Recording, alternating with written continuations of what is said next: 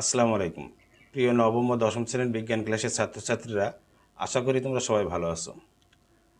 আজকে আমরা নতুন একটা টপিক নিয়ে আবার আলোচনা শুরু করব। আমাদের টপিকের নাম দুর্যোগের সাথে বসবাস।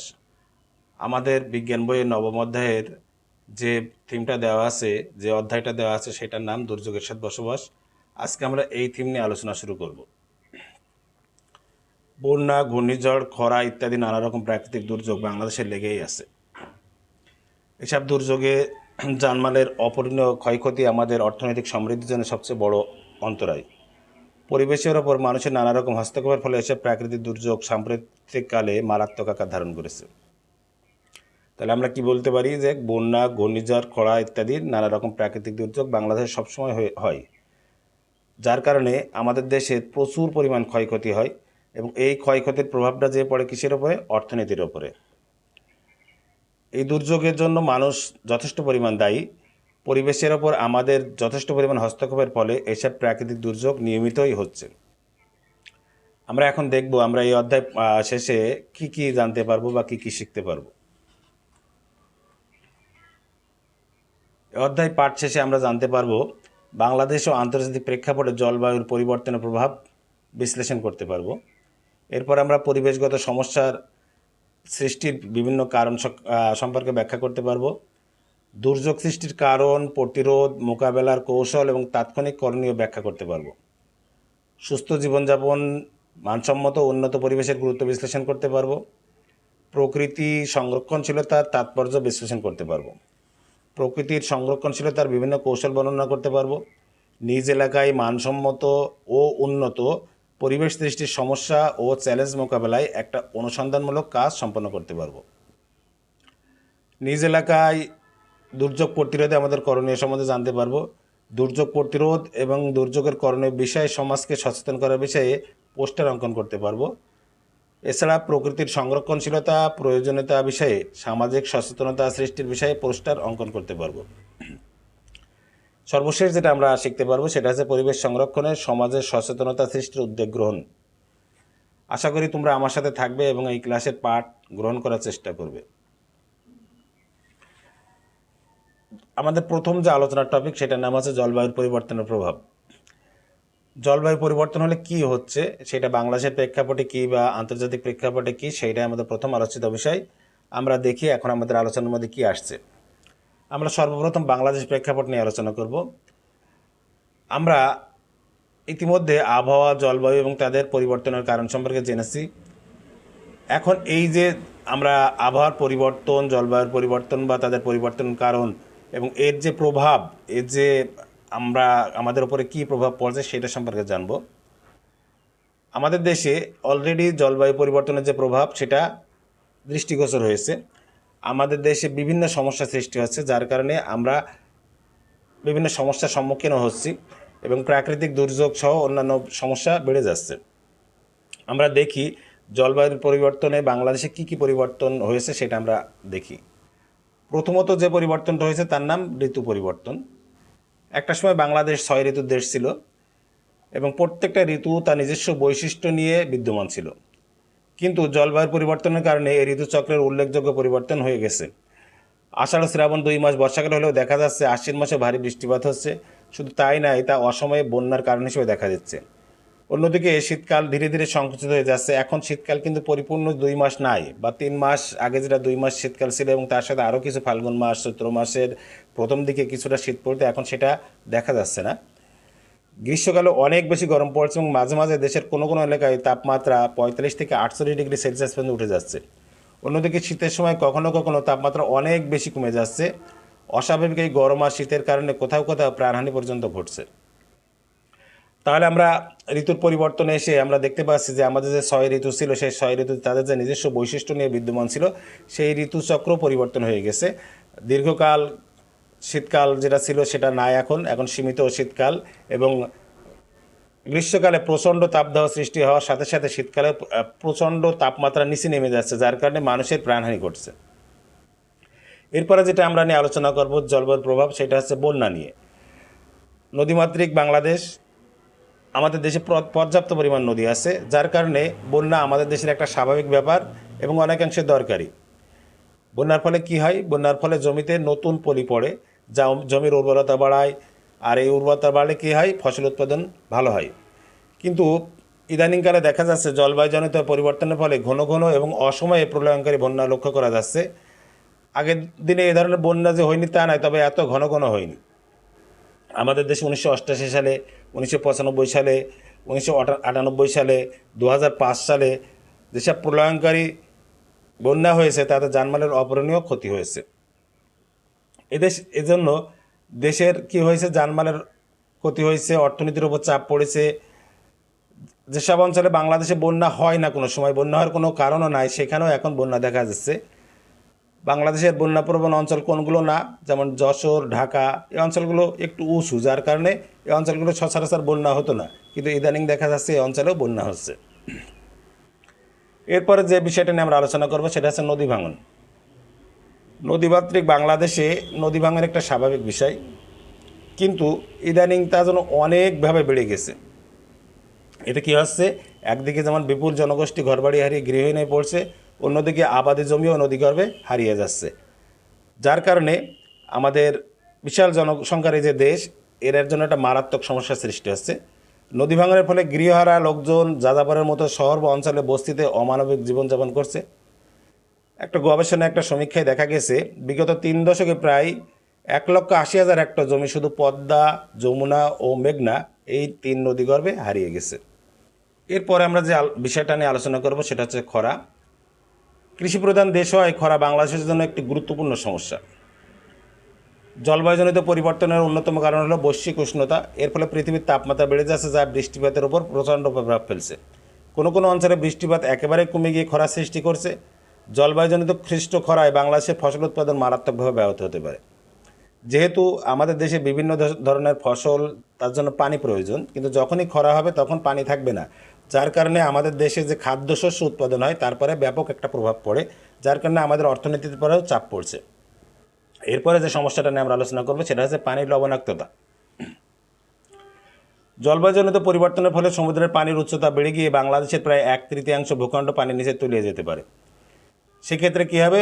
সমুদ্রের লবণাক্ত পানি মূল ভূখণ্ডে ঢুকে নদ নদী, ভূগর্ভের পানি এবং আবাদি জমিও লবণাক্ত হয়ে পড়বে। তখন একদিকে যেমন খাওয়ার পানির প্রচণ্ড অভাব দেখা দেবে, অন্যদিকে তেমনি জমিতে লবণাক্ততার জন্য ফসল উৎপাদনও ব্যাহত হবে। অতি সাম্প্রতিককালের তথ্য অনুযায়ী বাংলাদেশের দক্ষিণ পশ্চিমাঞ্চলে প্রায় 8,30,000 হেক্টর জমি লবণাক্ততার কারণে কৃষি অনুপযোগী হয়ে পড়েছে। কাজে জলবায়ুর পরিবর্তনের ফলে লবণাক্ত পানির কারণে বাংলাদেশের ভয়াবহ খাদ্য ঝুঁকিতে পড়তে পারে। তাহলে আমরা বিষয়টা বলতে পারি যে যখনই হচ্ছে সমুদ্রের পানির উচ্চতা বেড়ে যাবে, তখনই কী হবে? সেই সমুদ্রের লবণাক্ত পানি আমাদের মূল ভূখণ্ডে প্রবেশ করবে, এবং প্রবেশ করলে কী হবে? আমাদের যে পানি, যেখান থেকে আমরা উৎস হিসেবে পানি পাই, সেই পানিগুলো লবণাক্ত হয়ে যাবে, যার কারণে ফসল উৎপাদন শুধু না, আমাদের খাওয়ার পানিরও সমস্যা হবে। বিশেষজ্ঞরা এই ব্যাপারে বিভিন্ন ধরনের মত দিয়েছেন। তাদের মতে যদি কোনো উদ্যোগ না নেওয়া হয় তাহলে জলবায়ুর পরিবর্তনজনিত কারণে 2100 সালের মধ্যে প্রায় 30% খাদ্য উৎপাদন হ্রাস পাবে। আর এই 30% খাদ্য উৎপাদন যদি হ্রাস পায় তাহলে কী হবে? এদেশে অভাব দেখা দেবে। এরপরে 2050 সাল নাগাদ চাল আর গমের উৎপাদন যথাক্রমে 8.8% এবং 32% কমে যাবে। বাংলাদেশের দক্ষিণ ও পশ্চিমাঞ্চলে উপকূলীয় বাগেরহাট, খুলনা ও সাতক্ষীরা জেলায় প্রায় 13% কৃষি জমি এর মাঝেই লবণাক্ততার শিকার হয়ে গেছে। কি হয়েছে? আমাদের দেশের যে দক্ষিণ ও পশ্চিমাঞ্চলের যে 3টি জেলা বাগেরহাট, খুলনা ও সাতক্ষীরা, প্রায় 13% কৃষি জমি ইতিমধ্যে লবণাক্ততার শিকার হয়েছে। 2050 সাল নাগাদ তার 16% এবং 2100 সাল নাগাদ সেটি প্রায় 18% পৌঁছাবে। এরপরে যে সমস্যাটা আমরা সম্মুখীন হব সেটা হচ্ছে কি? সামুদ্রিক প্রবাল ঝুঁকি। সামুদ্রিক প্রবাল তাপমাত্রার প্রতি খুবই সংবেদনশীল। সাধারণত 22 থেকে 28 ডিগ্রি সেলসিয়াস তাপমাত্রা প্রবালের জীবনযাপনের জন্য উপযোগী। এই তাপমাত্রা 1 থেকে 2 ডিগ্রি বেড়ে গেলে তা প্রবালের জন্য মারাত্মক হুমকি হিসেবে কাজ করে। গবেষণা করে দেখা গেছে 1960 সালে সেন্ট মার্টিন দ্বীপে যে পরিমাণ প্রবাল ছিল, 2010 সালে তা প্রায় 70% বিলীন হয়ে গেছে। এক্ষেত্রে কী হয়েছে? পানির তাপমাত্রা বৃদ্ধি ছাড়াও পরিকল্পিত ব্যবস্থা না থাকাও এর জন্য অন্যতম কারণ, যে আমরা এই প্রবাল রক্ষার জন্য কোনো ব্যবস্থা গ্রহণ করিনি, আমরা কোনো পরিকল্পনা গ্রহণ করিনি, যার কারণে শুধুমাত্র যে পানির তাপমাত্রার কারণেই এই প্রবাল হারিয়ে যাচ্ছে তা না, আমাদের অপরিকল্পিত ব্যবস্থাপনার কারণেও এটা হচ্ছে। এরপরে যে বিষয়টা নিয়ে আমরা আলোচনা করব সেটা হচ্ছে বনাঞ্চল। বাংলাদেশের একমাত্র ম্যানগ্রোভ বন হলো সুন্দরবন, যা শুধু যে জীববৈচিত্র্য পরিপূর্ণ তা নয়, এটি আমাদের মহা মূল্যবান সম্পদ। এটা আমাদের যে জাতীয় অর্থনীতি এর উপর প্রচণ্ড প্রভাব ফেলে। এছাড়া এই অঞ্চলে যে প্রাকৃতিক দুর্যোগগুলো হয়, যেমন সাইক্লোন, হারিকেন প্রতিরোধে এই সুন্দরবন রক্ষা কবচ হিসেবে কাজ করে। কিন্তু ইদানিংকালে যে ঝড় হয়েছে সেই ঝড়ে এই অংশ একটা বড় অংশ ক্ষতিগ্রস্ত হয়েছে। যে গবেষণায় দেখা গেছে যে সমুদ্রের পানির উচ্চতা যদি 45 সেন্টিমিটার বাড়ে তাহলে আমাদের এই ম্যানগ্রোভ বনের 75% পানির নিচে তলিয়ে যাবে। আর যদি সমুদ্রপৃষ্ঠের উচ্চতা 1 মিটার পরিমাণ বেড়ে যায় তাহলে প্রায় সুন্দরবন এবং এর জীববৈচিত্র্য ধ্বংস হয়ে যাবে। আমরা জানি যে বৈশ্বিক উষ্ণতার জন্য মেরু অঞ্চলে যে বরফগুলো আছে সেগুলো ইতিমধ্যে গলা শুরু হয়েছে এবং আস্তে আস্তে সমুদ্রের পানির উচ্চতা বেড়ে যাচ্ছে। যদি সমুদ্রের পানির উচ্চতা মাত্র 35 সেন্টিমিটার বেড়ে যায় তাহলে কী হবে, আমাদের সুন্দরবনের প্রায় 75% পানির নিচে তলিয়ে যাবে। আর যদি 1 মিটার বাড়ে তাহলে পুরো সুন্দরবন বলে এর কোনো অস্তিত্বই থাকবে না। এর জীববৈচিত্র্য ধ্বংস হয়ে যাবে, এর সম্পদ ধ্বংস হয়ে যাবে। তখন কী হবে, আমাদের দেশে প্রাকৃতিক দুর্যোগে তোমার সুন্দরবন আমাদের রক্ষা কবচ হিসেবে কাজ করে, সেগুলো সে আর প্রতিরোধ করতে পারবে না। এরপরে আমরা মৎস্য সম্পদ নিয়ে জানবো। মৎস্য সম্পদের পরে জলবায়ু কী প্রভাব ফেলছে সেটা আমরা দেখি। আমাদের নাম হচ্ছে মাছে ভাতে বাঙালি। একসময় বাংলাদেশের নদ নদী, পুকুরে কিংবা বিলে প্রচুর মাছ পাওয়া যেত, কিন্তু এখন আমাদের দেশের বিভিন্ন নদীতে আর সে আগের মতো মাছ পাওয়া যায় না। এর কারণ কি? এর কারণ হচ্ছে জলবায়ু পরিবর্তনের ফলে মাছের যে বাসস্থান ছিল, খাদ্য সংগ্রহের যে সুযোগ ছিল এবং যে জৈবিক নানা প্রক্রিয়া, এগুলো সবই ব্যাঘাত ঘটছে।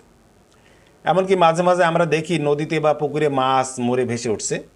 অনেক মাছ এবং মাছের পোনা পানির তাপমাত্রা 32 ডিগ্রি সেলসিয়াসের বেশি হলে মরে যায়। যেহেতু উচ্চ তাপমাত্রা 35 ডিগ্রি সেলসিয়াস রোগ জীবাণু জন্মাতে সাহায্য করে, তাই তাপমাত্রা বেড়ে গেলে মাছের রোগ সংক্রমণ বেশি হয় এবং মাছের মড়ক লাগে। এছাড়াও লবণাক্ত পানি মূল ভূখণ্ডের মিঠা পানিতে ঢুকে পড়লে মিঠা পানির মাছও আর বাঁচতে পারে না।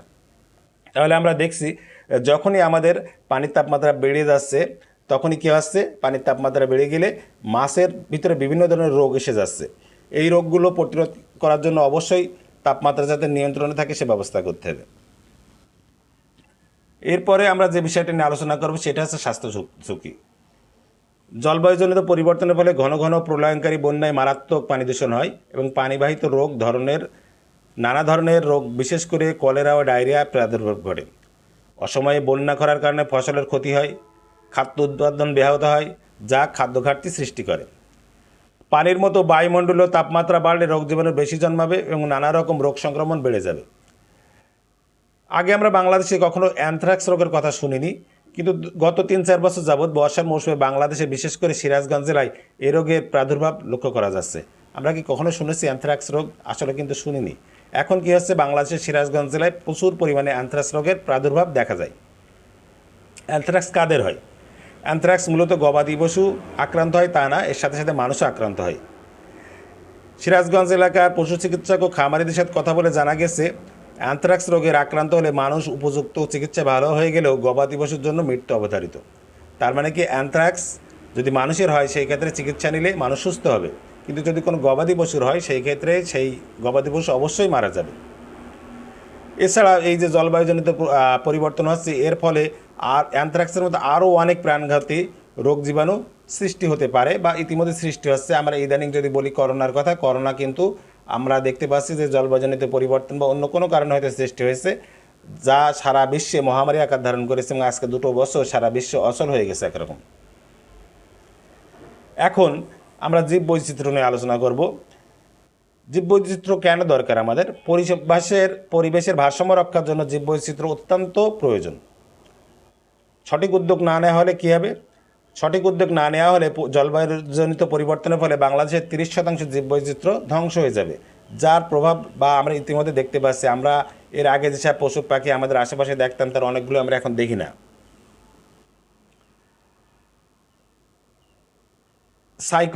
সাইক্লোনের মতো ভয়াবহ প্রাকৃতিক দুর্যোগ আরও ঘন ঘন এবং অনেক বেশি ধ্বংসাত্মক আকার ধারণ করবে। আমরা এই অধ্যায়ে এ বিষয়ে বিস্তারিত জানব। এখন আমরা বাংলাদেশের প্রভাব সম্পর্কে জানলাম, এরপর আমরা আন্তর্জাতিক প্রেক্ষাপটে কী প্রভাব ফেলছে জলবায়ুজনিত পরিবর্তন সেটা দেখি। জলবায়ু পরিবর্তন সংক্রান্ত প্রভাব মূল্যায়নের জন্য গঠিত ইন্টারগভর্নমেন্টাল প্যানেল অন ক্লাইমেট চেঞ্জ বা আইপিসিসি এর চতুর্থ মূল্যায়ন রিপোর্ট অনুযায়ী জলবায়ুজনিত পরিবর্তনের প্রভাব অনেক মারাত্মক এবং তা ধীরে ধীরে বেড়েই চলেছে। এটা আমরা বুঝতে পারছি যে আসলে জলবায়ুজনিত প্রভাব ধীরে ধীরে বাড়ছেই। গত 100 বছর পৃথিবীর তাপমাত্রা প্রায় 0.7 ডিগ্রি সেলসিয়াস বেড়েছে। 1961 থেকে 2003 সালের মধ্যে সমুদ্রপৃষ্ঠের উচ্চতার গড়ে প্রতি বছর 1.8 সেন্টিমিটার করে বেড়েছে। সমুদ্রপৃষ্ঠের উচ্চতা বাড়া বলতে পানির উচ্চতা বেড়ে গেছে, এবং আমরা ইতিমধ্যে জেনেছি যদি পানির উচ্চতা বেড়ে যায় তাহলে কী হবে, একটা সময় আমাদের সুন্দরবন থাকবে না, আমাদের দেশে লবণাক্ততা পানি ঢুকে যাবে, আমাদের ফসলের ক্ষতি হবে এবং অর্থনীতির পরে চাপ পড়বে। ইতিমধ্যে পাহাড় পর্বতে জমে থাকা বরফের পরিমাণ অনেক কমে গেছে। আমরা এটাও জানি, আমরা শুনেছি বা প্রমাণ পাওয়া গেছে যে গঙ্গোত্রী হিমবাহ, যেখান থেকে আমাদের দেশের প্রধান যে নদী পদ্মা বা এবং ভারতের গঙ্গা নদী উৎপত্তি হয়েছে, সেখানের হিমবাহ ইতিমধ্যে গত 10 বছরে প্রায় 37 কিলোমিটার গলে গেছে। তাহলে এই 37 কিলোমিটারের বরফগলা পানি কোথায় যাবে? সমুদ্রে যেয়ে পড়ছে, স্বাভাবিক সমুদ্রের পানির উচ্চতা বাড়বে। 1995 থেকে 2006 সাল পর্যন্ত 12 বছরের মধ্যে 11 বছরই প্রচণ্ড গরম পড়েছে। ওই রিপোর্টে আরও বলা হয়েছে পরবর্তী 2 দশকে বায়ুমণ্ডলীয় তাপমাত্রা প্রতি 10 বছরে 0.2 থেকে 0.3 ডিগ্রি সেলসিয়াস পর্যন্ত বেড়ে যাবে, এবং তারা ধারণা করছেন 2100 সালের মধ্যে পৃথিবীর গড় তাপমাত্রা 1.1 থেকে 6.4 ডিগ্রি সেলসিয়াস পর্যন্ত বাড়তে পারে। তখন নাতিশীতোষ্ণ ও বিষুবরেখা থেকে দূরবর্তী অঞ্চলে পানির প্রাপ্যতা বেড়ে যাবে, কিন্তু বিষুবরেখার নিকটবর্তী ও মাঝামাঝি স্থানে পানির প্রাপ্যতা কমে যাবে। আমরা আরও একটা সমস্যায় পড়ে যাব, যদি পানি না থাকে তাহলে আমাদের চাষবাস কীভাবে হবে বা আমরা কীভাবে থাকব। এর ফলে কী হবে, কোনো কোনো অঞ্চলে প্রলয়ঙ্কারী বন্যার আশঙ্কা বেড়ে যাবে, আর কোনো কোনো অঞ্চলে ভয়াবহ খরার কবলে পড়বে। এরপরে 2080 সালের মধ্যে সমুদ্রপৃষ্ঠের উচ্চতা প্রায় 34 সেন্টিমিটার পর্যন্ত বেড়ে যেতে পারে। সত্যি যদি তাই হয় তাহলে বাংলাদেশের মতো অনেক দেশের বেশিরভাগ পানির নিচে তলিয়ে যাবে। একটা সময় আমাদের দেশ যদি এই ধরনের পানির উচ্চতা বাড়তেই থাকে আমাদের দেশের অধিকাংশ অঞ্চল কী হবে, সমুদ্রের ভিতর তলিয়ে যাবে, পানিতে তলিয়ে যেতে পারে। মালদ্বীপ ও ভারতের কিছু অংশ ইতিমধ্যেই কিন্তু পানিতে ডুবে গেছে। বিগত কয়েক বছর সাইক্লোন, টাইফুন, হারিকেনের এরকম প্রাকৃতিক দুর্যোগ অনেক বেড়েছে, ভবিষ্যতে আরও প্রকট হওয়ার আশঙ্কা আছে। প্রলয়ঙ্কারী ঘূর্ণিঝড় আইলা, সিডর, নার্গিস, ক্যাটরিনার কথা আমাদের সবার মনে আছে, সবাই জানি। এই ধরনের ভয়াবহ দুর্যোগ কী হবে, আরও ঘন ঘন হবে এবং তার মাত্রা আরও ভয়ানক হতে পারে। আমরা এখন পরিবেশগত সমস্যার সম্বন্ধে জানব। বাংলাদেশ সহ বিশ্বের প্রতিটি স্থানে এখন নানা রকমের পরিবেশগত সমস্যায় জর্জরিত। এই যে সমস্যাগুলো হচ্ছে সেগুলো তোমরা কি অনুধাবন করতে পারছো? নানা রকম পরিবেশগত সমস্যার মধ্যে অন্যতম হলো জনসংখ্যা বৃদ্ধি বা পপুলেশন গ্রোথ। এটি একদিকে যেমন একটি গুরুত্বপূর্ণ সমস্যা, আবার অনেক পরিবেশগত সমস্যার মূল কারণও কিন্তু একটি। তোমরা কি জানো বর্তমানে সারা বিশ্বের জনসংখ্যা কত? প্রায় 7 বিলিয়ন। বর্তমানে যে হারে জনসংখ্যা বাড়ছে তাতে আগামী 2050 সালের মধ্যে বিশ্বের জনসংখ্যা বাড়বে প্রায় 10 বিলিয়ন। 7 বিলিয়ন থেকে 10 বিলিয়ন বেড়ে যাবে আগামী 30 বছরের ভিতরে। কী হবে, আমাদের থাকার জায়গা থাকবে না, আমাদের খাওয়ার জন্য ফসল উৎপাদনের জায়গা থাকবে না, যেটা আমরা ইতিমধ্যে আমাদের বাংলাদেশের প্রেক্ষাপটে দেখতে পাচ্ছি। ফসল উৎপাদনের যে জমি সেটা পরিমাণ কমে গেছে। যত্রতত্র বাড়িঘর বানা হচ্ছে, বাড়তি জনসংখ্যার আবাসস্থল তৈরি করার জন্য চাষের জমি ক্ষতিগ্রস্ত হচ্ছে, আমাদের পুকুর ডুবা এগুলো বুঝিয়ে আমরা বাড়িঘর তৈরি করছি, যার কারণে আমাদের পর একটা ব্যাপক প্রভাব পড়ছে। 1950 সালের পর থেকে শুধু জনসংখ্যার বৃদ্ধির কারণে শতকরা প্রায় 80% বনভূমি উজাড় হয়ে যাচ্ছে। আসলে নাই, বনভূমি নাই। আমাদের আশেপাশে যে আমরা ছোটোবেলায় যে বন জঙ্গলগুলো দেখেছি, খেলার জায়গা দেখেছি, সেগুলো কিন্তু সংকুচিত হয়ে গেছে ইতিমধ্যে। 80% বনভূমি যখন উজাড় হয়ে যাবে তখন কী হবে, সাথে সাথে হাজার হাজার বনজ গাছপালা এবং জীবজন্তুর অস্তিত্ব বিলীন হয়ে যাবে। জনসংখ্যা বৃদ্ধির কারণে খোদ বাংলাদেশেই হাজার হাজার একর আবাদি জমি নষ্ট হচ্ছে, এটা আমরা দেখতে পাচ্ছি। কারণ জনসংখ্যা বৃদ্ধির সাথে সাথে খাদ্য, বস্ত্র, বাসস্থান ইত্যাদির সব রকমের চাহিদা বেড়ে যায় এবং কর্মসংস্থানের উপর চাপ সৃষ্টি হয়। কর্মসংস্থানের চাপ সামলানোর জন্য নতুন নতুন শিল্প কলকারখানা তৈরি করতে হয়, যা করতে যেয়ে কী করতে হয়, আবাদি জমি এবং বনভূমির পরিমাণ কমে যাচ্ছে। আবাদি জমি এবং বনভূমি উজাড় করে এই শিল্প কলকারখানা বা বাসস্থান তৈরি করা হচ্ছে। এই যে বিপুল জনসংখ্যার জন্য চাহিদার ব্যাপক বৃদ্ধি পায় বা পেয়েছে, এর জন্য কী আছে, নদ নদীতে মাছের যেন রীতিমতো আকাল পড়েছে। যখন আমাদের দেশের লোক সংখ্যা ছিল 3.5 কোটি, তখন যে পরিমাণ চাহিদা ছিল, এখন আমাদের দেশের প্রায় 20 কোটি লোকের জন্য সেই চাহিদা আরও অনেক পরিমাণ বেড়ে গেছে। বাংলাদেশ যদিও মাছ চাষে পৃথিবীর 4র্থতম দেশ, এবং আমরা মাছে ভাতে বাঙালি এই কথাটি ধরে রাখার জন্য আমাদের বিভিন্ন উদ্যোগ নিতে হচ্ছে এখন, যার কারণে আমরা প্রাকৃতিক মাছের পরে নির্ভরশীল না হয়ে আমরা মাছ চাষ করা শুরু করেছি। 1991-92 সালে বাংলাদেশে উৎপাদিত মোট খাদ্যশস্যের পরিমাণ ছিল প্রায় 19.32 মিলিয়ন মেট্রিক টন, যা 2007-08 সালে দাঁড়ায় প্রায় 30 মিলিয়ন মেট্রিক টন, এবং 2010-11 সালে দাঁড়িয়েছে প্রায় 40 মিলিয়ন মেট্রিক টন। প্রায় 20 বছর সময়ের ব্যবধানে খাদ্যশস্য উৎপাদন প্রায় দ্বিগুণ হয়ে বাংলাদেশের আজ খাদ্যে সম্পূর্ণ হয়েছে। কিন্তু প্রাকৃতিক দুর্যোগের কারণে মাঝে মাঝে ফসল নষ্ট হওয়ার কারণে খাদ্যশস্য আমদানি করতে আমরা বাধ্য হই। 1991-92 সালে বাংলাদেশের মোট জনসংখ্যা কত ছিল তোমরা কি জানো? বাংলাদেশের মোট জনসংখ্যা ছিল 10 কোটির মতো, যেটি এখন প্রায় 16 কোটি, সরকারি হিসাবে কোনো হিসাবে এটা তারও অধিক। আমাদের দেশের জনসংখ্যা বৃদ্ধির হার যদি কম হতো তাহলে কী হতো, আজকে আমাদের দেশের যে পরিমাণ খাদ্যশস্য উৎপাদন হয় সেই পরিমাণ খাদ্যশস্য আমাদের লাগতো না, আমরা এগুলো আরও বেশি উদ্ধৃত করতে পারতাম, সেগুলো আমরা রপ্তানি করতে পারতাম, করে আমরা বিপুল পরিমাণ বৈদেশিক মুদ্রা অর্জন করতে পারতাম। এই টাকা আমরা কি করতে পারতাম, দেশের অবকাঠামোগত উন্নয়নের কাজে ব্যবহার করতে পারতাম। কাজেই এই যে জনসংখ্যার বিষয়টা, এটা নিয়ে আমাদের সবাইকে সচেতন হতে হবে এবং অন্যদেরকেও সচেতন করতে হবে। এখন প্রশ্ন হলো, জনসংখ্যা কেন এভাবে বৃদ্ধি পায়? একটা এলাকায় যখন একদিকে শিশুর জন্ম হয়, অন্যদিকে নানা বয়সের লোক মৃত্যুবরণ করে। কোনো এলাকায় শিশুর জন্মহার এবং মৃত্যুর সমান হলেও এলাকার জনসংখ্যা বৃদ্ধি পায় না, কিন্তু একটি এলাকায় যে কয়জন লোক মৃত্যুবরণ করে তার চেয়ে যদি শিশুর জন্মের বেশি হয় তাহলে অবশ্যই জনসংখ্যা বৃদ্ধি পাবে। আর এই জনসংখ্যা বৃদ্ধি পাওয়া এবং না পাওয়ার অবশ্যই দুটি অবস্থার পরে নির্ভর করে, একটা হচ্ছে বহির্গমন আর একটা হচ্ছে বহিরাগমন। বহির্গমনের ফলে কী হয়, একটা দেশের লোক এক দেশ থেকে অন্য দেশে চলে যায়, আর বহিরাগমন থেকে কী হয়, বাইরে থেকে আগমনের ফলে জনসংখ্যা বৃদ্ধি পায়। এখন আমাদের দেশে যে জনসংখ্যা বৃদ্ধি পাচ্ছে তার মূল কারণটা কি? তার মূল কারণ হচ্ছে আমাদের দেশের জন্মহার মৃত্যুহারের চেয়ে অনেক বেশি।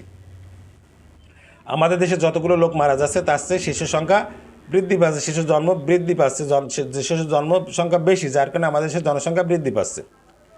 এছাড়া আরেকটি পরিবেশগত গুরুত্বপূর্ণ সমস্যা হলো নগরায়ন। এটিও আসলে জনসংখ্যা বৃদ্ধির সাথে সম্পৃক্ত। জনসংখ্যা বৃদ্ধির কারণে কী হচ্ছে, কর্মসংস্থানের প্রয়োজন হচ্ছে, যার কারণে কর্মসংস্থান উদ্দেশ্যে গ্রামীণ এলাকার বড় একটা জনসংখ্যা, বড় একটা শ্রেণীর লোক কর্মসংস্থান উদ্দেশ্যে শুধুমাত্র তারা শহরমুখী হয়ে পড়ছে, যার কারণে শহর অঞ্চলের জনসংখ্যা বৃদ্ধি হয়ে যাচ্ছে। আবার একই সাথে শহর অঞ্চলের জনসংখ্যা বৃদ্ধির হার, জন্মহারও যে খুব কম তাও কিন্তু না। এখন এই যে গ্রামীণ জনপদের শহরমুখিতা এবং শহর অঞ্চলের জনসংখ্যা বৃদ্ধির জন্য যে শহর এলাকায় আবাসন সংকট কী হচ্ছে, প্রকট আকার ধারণ করছে, এবং এর ফলে কী হচ্ছে, আশেপাশের আবাদি জমি ধ্বংস করে বা জলভূমি ভরাট করে নগরায়ন করা হচ্ছে। নতুন নগরায়নের বেলায় প্রায় সময়েই ভালো বর্জ্য ব্যবস্থাপনা, পানি সরবরাহ সহ অন্যান্য নাগরিক সুবিধা না থাকায় জীবনযাপনে নানা রকম সমস্যা তৈরি হচ্ছে। এখন আমরা একটা পরিচিত শব্দ নিয়ে আলোচনা করব, সেটার নাম আছে বৈশ্বিক উষ্ণতা বা গ্লোবাল ওয়ার্মিং। আমরা প্রায় শুনি, টেলিভিশন খুললেই শুনি গ্লোবাল ওয়ার্মিং, আমরা পত্রিকা খুললেই শুনি গ্লোবাল ওয়ার্মিং। আসলে কি সেটা? বৈশ্বিক উষ্ণতা বলতে আমরা ইতিমধ্যে কিন্তু জেনে গেছি যে পৃথিবীর যে তাপমাত্রা সেটা বেড়ে যাচ্ছে, এটাই বৈশ্বিক উষ্ণতা। এর কারণটা কি? এর কারণ হচ্ছে কার্বন ডাইঅক্সাইড সহ ozone, methane, CFC, nitrous oxide এবং জলীয় বাষ্প, যেগুলো গ্রিন হাউস গ্যাস নামে পরিচিত, সেগুলোর পরিমাণ বেড়ে যাওয়া। এখন এই গ্রিন হাউস গ্যাসগুলো বাড়ার কারণ কি? এই গ্যাসগুলোর মূল উৎস হলো যানবাহন, শিল্প কারখানা, বিদ্যুৎ উৎপাদন কেন্দ্র ইত্যাদি থেকে সৃষ্ট ধোঁয়া, রেফ্রিজারেটর কিংবা শীতাতাপ নিয়ন্ত্রণ যন্ত্রে ব্যবহৃত গ্যাস, এইগুলোই মূলত গ্রিন হাউস গ্যাস নিঃসরণের জন্য মূলত দায়ী। এছাড়া কিছু কিছু প্রাকৃতিক কারণও থাকে, যেমন আগ্নেয়গিরির অগ্নুৎপাত, দাবানল, গবাদি পশুর মলমূত্র, প্রাকৃতিকভাবে গাছপালা ক্ষয় ইত্যাদিও দায়ী। এখন জনসংখ্যা বৃদ্ধির ফলে কী হচ্ছে, যানবাহন বেড়ে যাচ্ছে, শিল্প কারখানা বেড়ে যাচ্ছে, বিদ্যুতের চাহিদাও বেড়ে যাচ্ছে। ফলে কী হচ্ছে, গ্রিন হাউসের নিঃসরণও বেড়ে যাচ্ছে। আবার জনসংখ্যা বৃদ্ধির ফলে কী হচ্ছে, বনভূমি ধ্বংস হয়ে যাচ্ছে, যে কারণে প্রাকৃতিক উপায়ে গাছপালা দ্বারা কার্বন ডাইঅক্সাইড শোষণ কমে যাচ্ছে, যার ফলে বায়ুমণ্ডলে এর পরিমাণ ক্রমাগত বেড়েই চলেছে। বৈশ্বিক উষ্ণতার কারণ এই গ্রিনহাউস গ্যাসের নিঃসরণ না কমালে কী হবে? যদি গ্রিনহাউস গ্যাসের নিঃসরণ না কমে তাহলে কী হবে, বায়ুমণ্ডলের তাপমাত্রা ধীরে ধীরে বেড়ে যাবে, যার ফলে জলবায়ুজনিত পরিবর্তন আরও দ্রুত ঘটবে, আরও বেশি ঘটবে। এবং জলবায়ুজনিত পরিবর্তন ঘটলে পরিবেশের কী ধরনের বিরূপ প্রভাব পড়বে আমরা এই অধ্যায়ে ইতিমধ্যে জেনে গেছি। এখন আমরা কার্বন দূষণ সম্পর্কে জানব। এই যে বায়ুমণ্ডলে কার্বন ডাইঅক্সাইডের পরিমাণ বেড়ে যাচ্ছে, এটা আমরা জানলাম। আর যখনই বায়ুমণ্ডলে কার্বন ডাইঅক্সাইডের পরিমাণ বেড়ে যায় তখন তাকে কার্বন দূষণ বলে। বাতাসে কার্বন ডাইঅক্সাইডের পরিমাণ কেন বেড়ে যায় সেটা আমরা এই পাঠে আগেই জেনেছি। আর এই কার্বন দূষণ বেড়ে যাওয়ার কারণে বিভিন্ন সমস্যার সৃষ্টি আমাদের হচ্ছে, গ্রিন হাউস থেকে শুরু করে পৃথিবীর উষ্ণতা বেড়ে যাচ্ছে, অনেক সমস্যার আমরা আক্রান্ত হচ্ছে। এখন আমরা বন শূন্য করলে আমাদের পরিবেশের পর কী প্রভাব পড়ছে সেটা দেখি। বন শূন্য করা একটা মারাত্মক পরিবেশগত সমস্যা। বন শূন্য করা বা বনভূমি উজাড় হওয়ার মূল কারণ হচ্ছে জনসংখ্যা বৃদ্ধি। জনসংখ্যা বৃদ্ধির ফলে কী হচ্ছে, ঘর বাড়ি, রাস্তাঘাট, অন্ন, বস্ত্র ইত্যাদি সব রকম চাহিদা বৃদ্ধি পায়। আর প্রতিটি চাহিদা প্রত্যক্ষ বা পরোক্ষভাবে বন শূন্য করার জন্য ওতপ্রোতভাবে জড়িত। আমরা এটা আলোচনা করেছি ইতিমধ্যে যে যখনই বাড়তি জনসংখ্যার জন্য আবাসস্থল দরকার হচ্ছে বা তাদের কর্মসংস্থানের জন্য শিল্প কলকারখানা দরকার হচ্ছে, তখনই বনভূমি উজাড় করে সেখানে শিল্প কলকারখানা স্থাপন করা হচ্ছে অথবা আবাসস্থল বা বসত বাড়ি তৈরি করা হচ্ছে। এখন আমরা দুর্যোগ সৃষ্টির কারণ, প্রতিরোধ, মোকাবেলার কৌশল এবং তাৎক্ষণিক করণীয় সম্পর্কে জানব। আমরা এর আগেই বলেছি যে নদীমাতৃক বাংলাদেশের জন্য বন্যা একটি নিয়মিত প্রাকৃতিক দুর্যোগ হয়ে দাঁড়িয়েছে। প্রায় প্রতি বছরই বন্যায় দেশে কোনো না কোনো অঞ্চলে ফসল, গবাদি পশু এবং অন্যান্য সম্পদের মারাত্মক ক্ষতি হয়, যা মাঝে মাঝে ভয়াবহ আকার ধারণ করে। 1974, 1987, 1988, 1990, 1995, 2004 এবং 2007 সালে প্রলয়ঙ্কারী বন্যায় দেশের অনেক ক্ষতি হয়েছে। 1974 সালের এই ক্ষতির মাত্রা এত বেশি ছিল যে সেটি বাংলাদেশের দুর্ভিক্ষের কারণ হয়ে দাঁড়িয়েছিল। এই যতগুলো বন্যা, বড় বড় বন্যাগুলো এখানে উল্লেখ করা হয়েছে, কিন্তু এর মধ্যে 1974 সালের বন্যা ছিল সবচেয়ে মারাত্মক ক্ষতিকর। আমাদের দেশে ওই সময় দুর্ভিক্ষ হয়েছিল। এখন আমাদের প্রশ্ন হচ্ছে, বন্যা কেন হয় বা এই ভয়াবহ প্রাকৃতিক দুর্যোগের কারণ কি? বন্যা হওয়ার পিছনে বেশ কিছু জটিল কারণ আছে, যার মধ্যে অন্যতম হচ্ছে কি, নদ নদীগুলোর পানি সংরক্ষণ বা পানি ধারণ ক্ষমতা কমে যাওয়া। এরপরে কি আছে, নদী ভাঙন, বর্জ্য ব্যবস্থাপনা সুষ্ঠু না হওয়া। বর্জ্য অব্যবস্থাপনার কারণে কী হচ্ছে, নদ নদী ভরাট হয়ে যাচ্ছে, যার কারণে নদ নদীর পানি ধারণ ক্ষমতা কমে যাচ্ছে, যে কারণে কী আছে, ভারী বর্ষণ বা উজানের অববাহিকা থেকে আসা পানি খুব সহজে সাগরে যেতে পারে না এবং নদী ভরে দুকুল ছাপিয়ে বন্যা সৃষ্টি করে। তাহলে বোঝা যাচ্ছে কি, মূলত বন্যাটা হচ্ছে নদীর পানি ধারণ ক্ষমতা কমে যাওয়ার কারণে। আর এর জন্য দায়ী কে? নদী ভাঙন, যেটা পানি যখনই আসছে নদী ধারণ করতে পারবে না তখন নদী ভাঙন হবে। আর বর্জ্য ব্যবস্থাপনা, আমরা কি করছি, আমরা কোনো পরিকল্পনাবিহীনভাবে আমাদের যাবতীয় বর্জ্য, আমাদের ময়লা সবই নদীতে ফেলছি, যার কারণে নদ নদী ভরাট হয়ে যাচ্ছে। কী হচ্ছে, বর্ষা মৌসুমে পানি ধারণ করতে পারছে না, যার কারণে বন্যা সৃষ্টি হচ্ছে। এছাড়া মৌসুমি বায়ুর প্রভাবে বঙ্গোপসাগরে সৃষ্ট জোয়ারের কারণে ওজানের পানি অনেক সময় নদ নদীর মাধ্যমে সাগরে যেতে পারে না, ফলে নদ নদীর আশপাশের এলাকায় বন্যা সৃষ্টি হয়। বাংলাদেশের বেশিরভাগ এলাকা সমতল হয়, বৃষ্টির পানি সহজে নদ নদী গিয়ে পড়তে পারে না, কাজে বিস্তীর্ণ এলাকা, বিশেষ করে উপকূলীয় এলাকা প্লাবিত হয়ে যায়। সাম্প্রতিককালে যে ঘূর্ণিঝড়গুলো হয়েছে আইলা এবং সিডার, এবং এদের প্রভাবে সৃষ্ট বন্যার কথা আমরা ইতিমধ্যে জেনেছি। এখন এই বন্যা প্রতিরোধ আমরা কি করতে পারি, মোকাবেলায় আমরা কী কৌশল অবলম্বন করতে পারি বা আমাদের কি করণীয়, এ সম্পর্কে আমরা মোটামুটি আলোচনা করব। এখন আমরা বন্যার কারণ জানিছি যে বন্যা কী জন্য হয়। বন্যা হয় মূলত কী কারণে, নদ নদীর পানিসমূহ, নদ নদীতে যদি পানি ধারণ ক্ষমতা কমে যায়, তাই বন্যার হাত থেকে রক্ষা পেতে হলে কী করা লাগবে, সর্বপ্রথম নদী খনন করা লাগবে, নদী খনন করে এদের পানি ধারণ ক্ষমতা বাড়াতে হবে, যেন ভারী বর্ষণ হলে বা ওজানের পানি এলেও বন্যা না হয়। বাংলাদেশেও দক্ষিণ এশিয়ার অনেক দেশে বন্যা নিয়ন্ত্রণ করা হচ্ছে, বিভিন্ন জায়গায় বাঁধ তৈরি করা হচ্ছে, বিভিন্ন জায়গায় নদী খননের ব্যবস্থা করা হচ্ছে। এখন আমাদের দেশেও তার প্রভাব পড়েছে বা আমাদের দেশে সম্বন্ধে কাজ হয়েছে, এ ধরনের কাজ হয়েছে। 1960 সালের পর থেকে বাংলাদেশে প্রায় পর্যন্ত 8,000 কিলোমিটার বন্যা নিয়ন্ত্রণ বাঁধ নির্মাণ করা হয়েছে। তবে প্রায় প্রতি বছর অনেক জায়গায় বন্যা নিয়ন্ত্রণ বাঁধে ভাঙনের ফলে বিশেষ করে সিরাজগঞ্জ জেলায় বিস্তীর্ণ এলাকায় বন্যা দেখা দেয়। অনেক সময় এটি ঘটে সংশ্লিষ্ট বিভাগ কিংবা ব্যক্তিদের অদক্ষতা বা অব্যবস্থাপনার কারণে। কি হয়, যখনই সরকার টাকা বরাদ্দ দেয়, যাদের দায়িত্ব থাকে তারা তাদের কাজে অবহেলা করে বাঁধটা সঠিকভাবে সংস্কার করে না বা বাঁধ সঠিকভাবে তৈরি করে না, যার কারণে আমরা যে উদ্দেশ্যে বাঁধ দিচ্ছি সে উদ্দেশ্য পূরণ হয় না। এরপরে নদী শাসন করে বন্যা নিয়ন্ত্রণ কার্যকর ভূমিকা নেওয়া সম্ভব। নদী শাসন কি? নদীর ধারে পাথর, সিমেন্টের ব্লক, বালির বস্তা, কাঠ বা বাঁশের ঢিবি তৈরি করে এগুলোর মাধ্যমে বন্যা প্রতিরোধ করা। তাহলে নদী শাসন কারে বলে? নদী শাসন বলতে নদীর পাড়ে পাথর, সিমেন্টের ব্লক, বালির বস্তা, কাঠ বা বাঁশের ঢিবি তৈরি করে এগুলোর মাধ্যমে বন্যা প্রতিরোধ করা। এছাড়া আরেকটা কাজ আমরা করতে পারি, সেটা কি? নদীর পাড়ে গাছপালা লাগাইতে পারি, পানি প্রবাহের জন্য সুইচ গেট নির্মাণ করতে পারি। এগুলোও নদী শাসনেরই অংশ। এছাড়া আমরা বন্যার পূর্বাভাস ও সতর্কবাণীও দিতে পারি। এখন বন্যা সম্পর্কে আগাম পূর্বাভাস বা সতর্কবাণী প্রচার করে বন্যাজনিত ক্ষয়ক্ষতির পরিমাণ কিন্তু অনেকখানি কমানো যেতে পারে। বাংলাদেশে প্রায় 58টা নদীর উৎপত্তিস্থল ভারত, নেপাল ও ভুটান। বাংলাদেশে যে 58টা নদী আছে বা তার বেশি নদী আছে, আমাদের একটা নদী সম্ভবত আমাদের দেশ থেকে তৈরি এবং আমাদের দেশে শেষ হয়েছে, সেটা নাপ নদী। বাকি যতগুলো নদী আছে এর অধিকাংশ নদী ভারত, নেপাল ও ভুটান থেকে উৎপত্তি হয়েছে। এই তিনটে দেশ ভিন্ন হওয়ার কারণে আমরা অনেক সময় সঠিক পূর্বাভাস দিতে পারি না।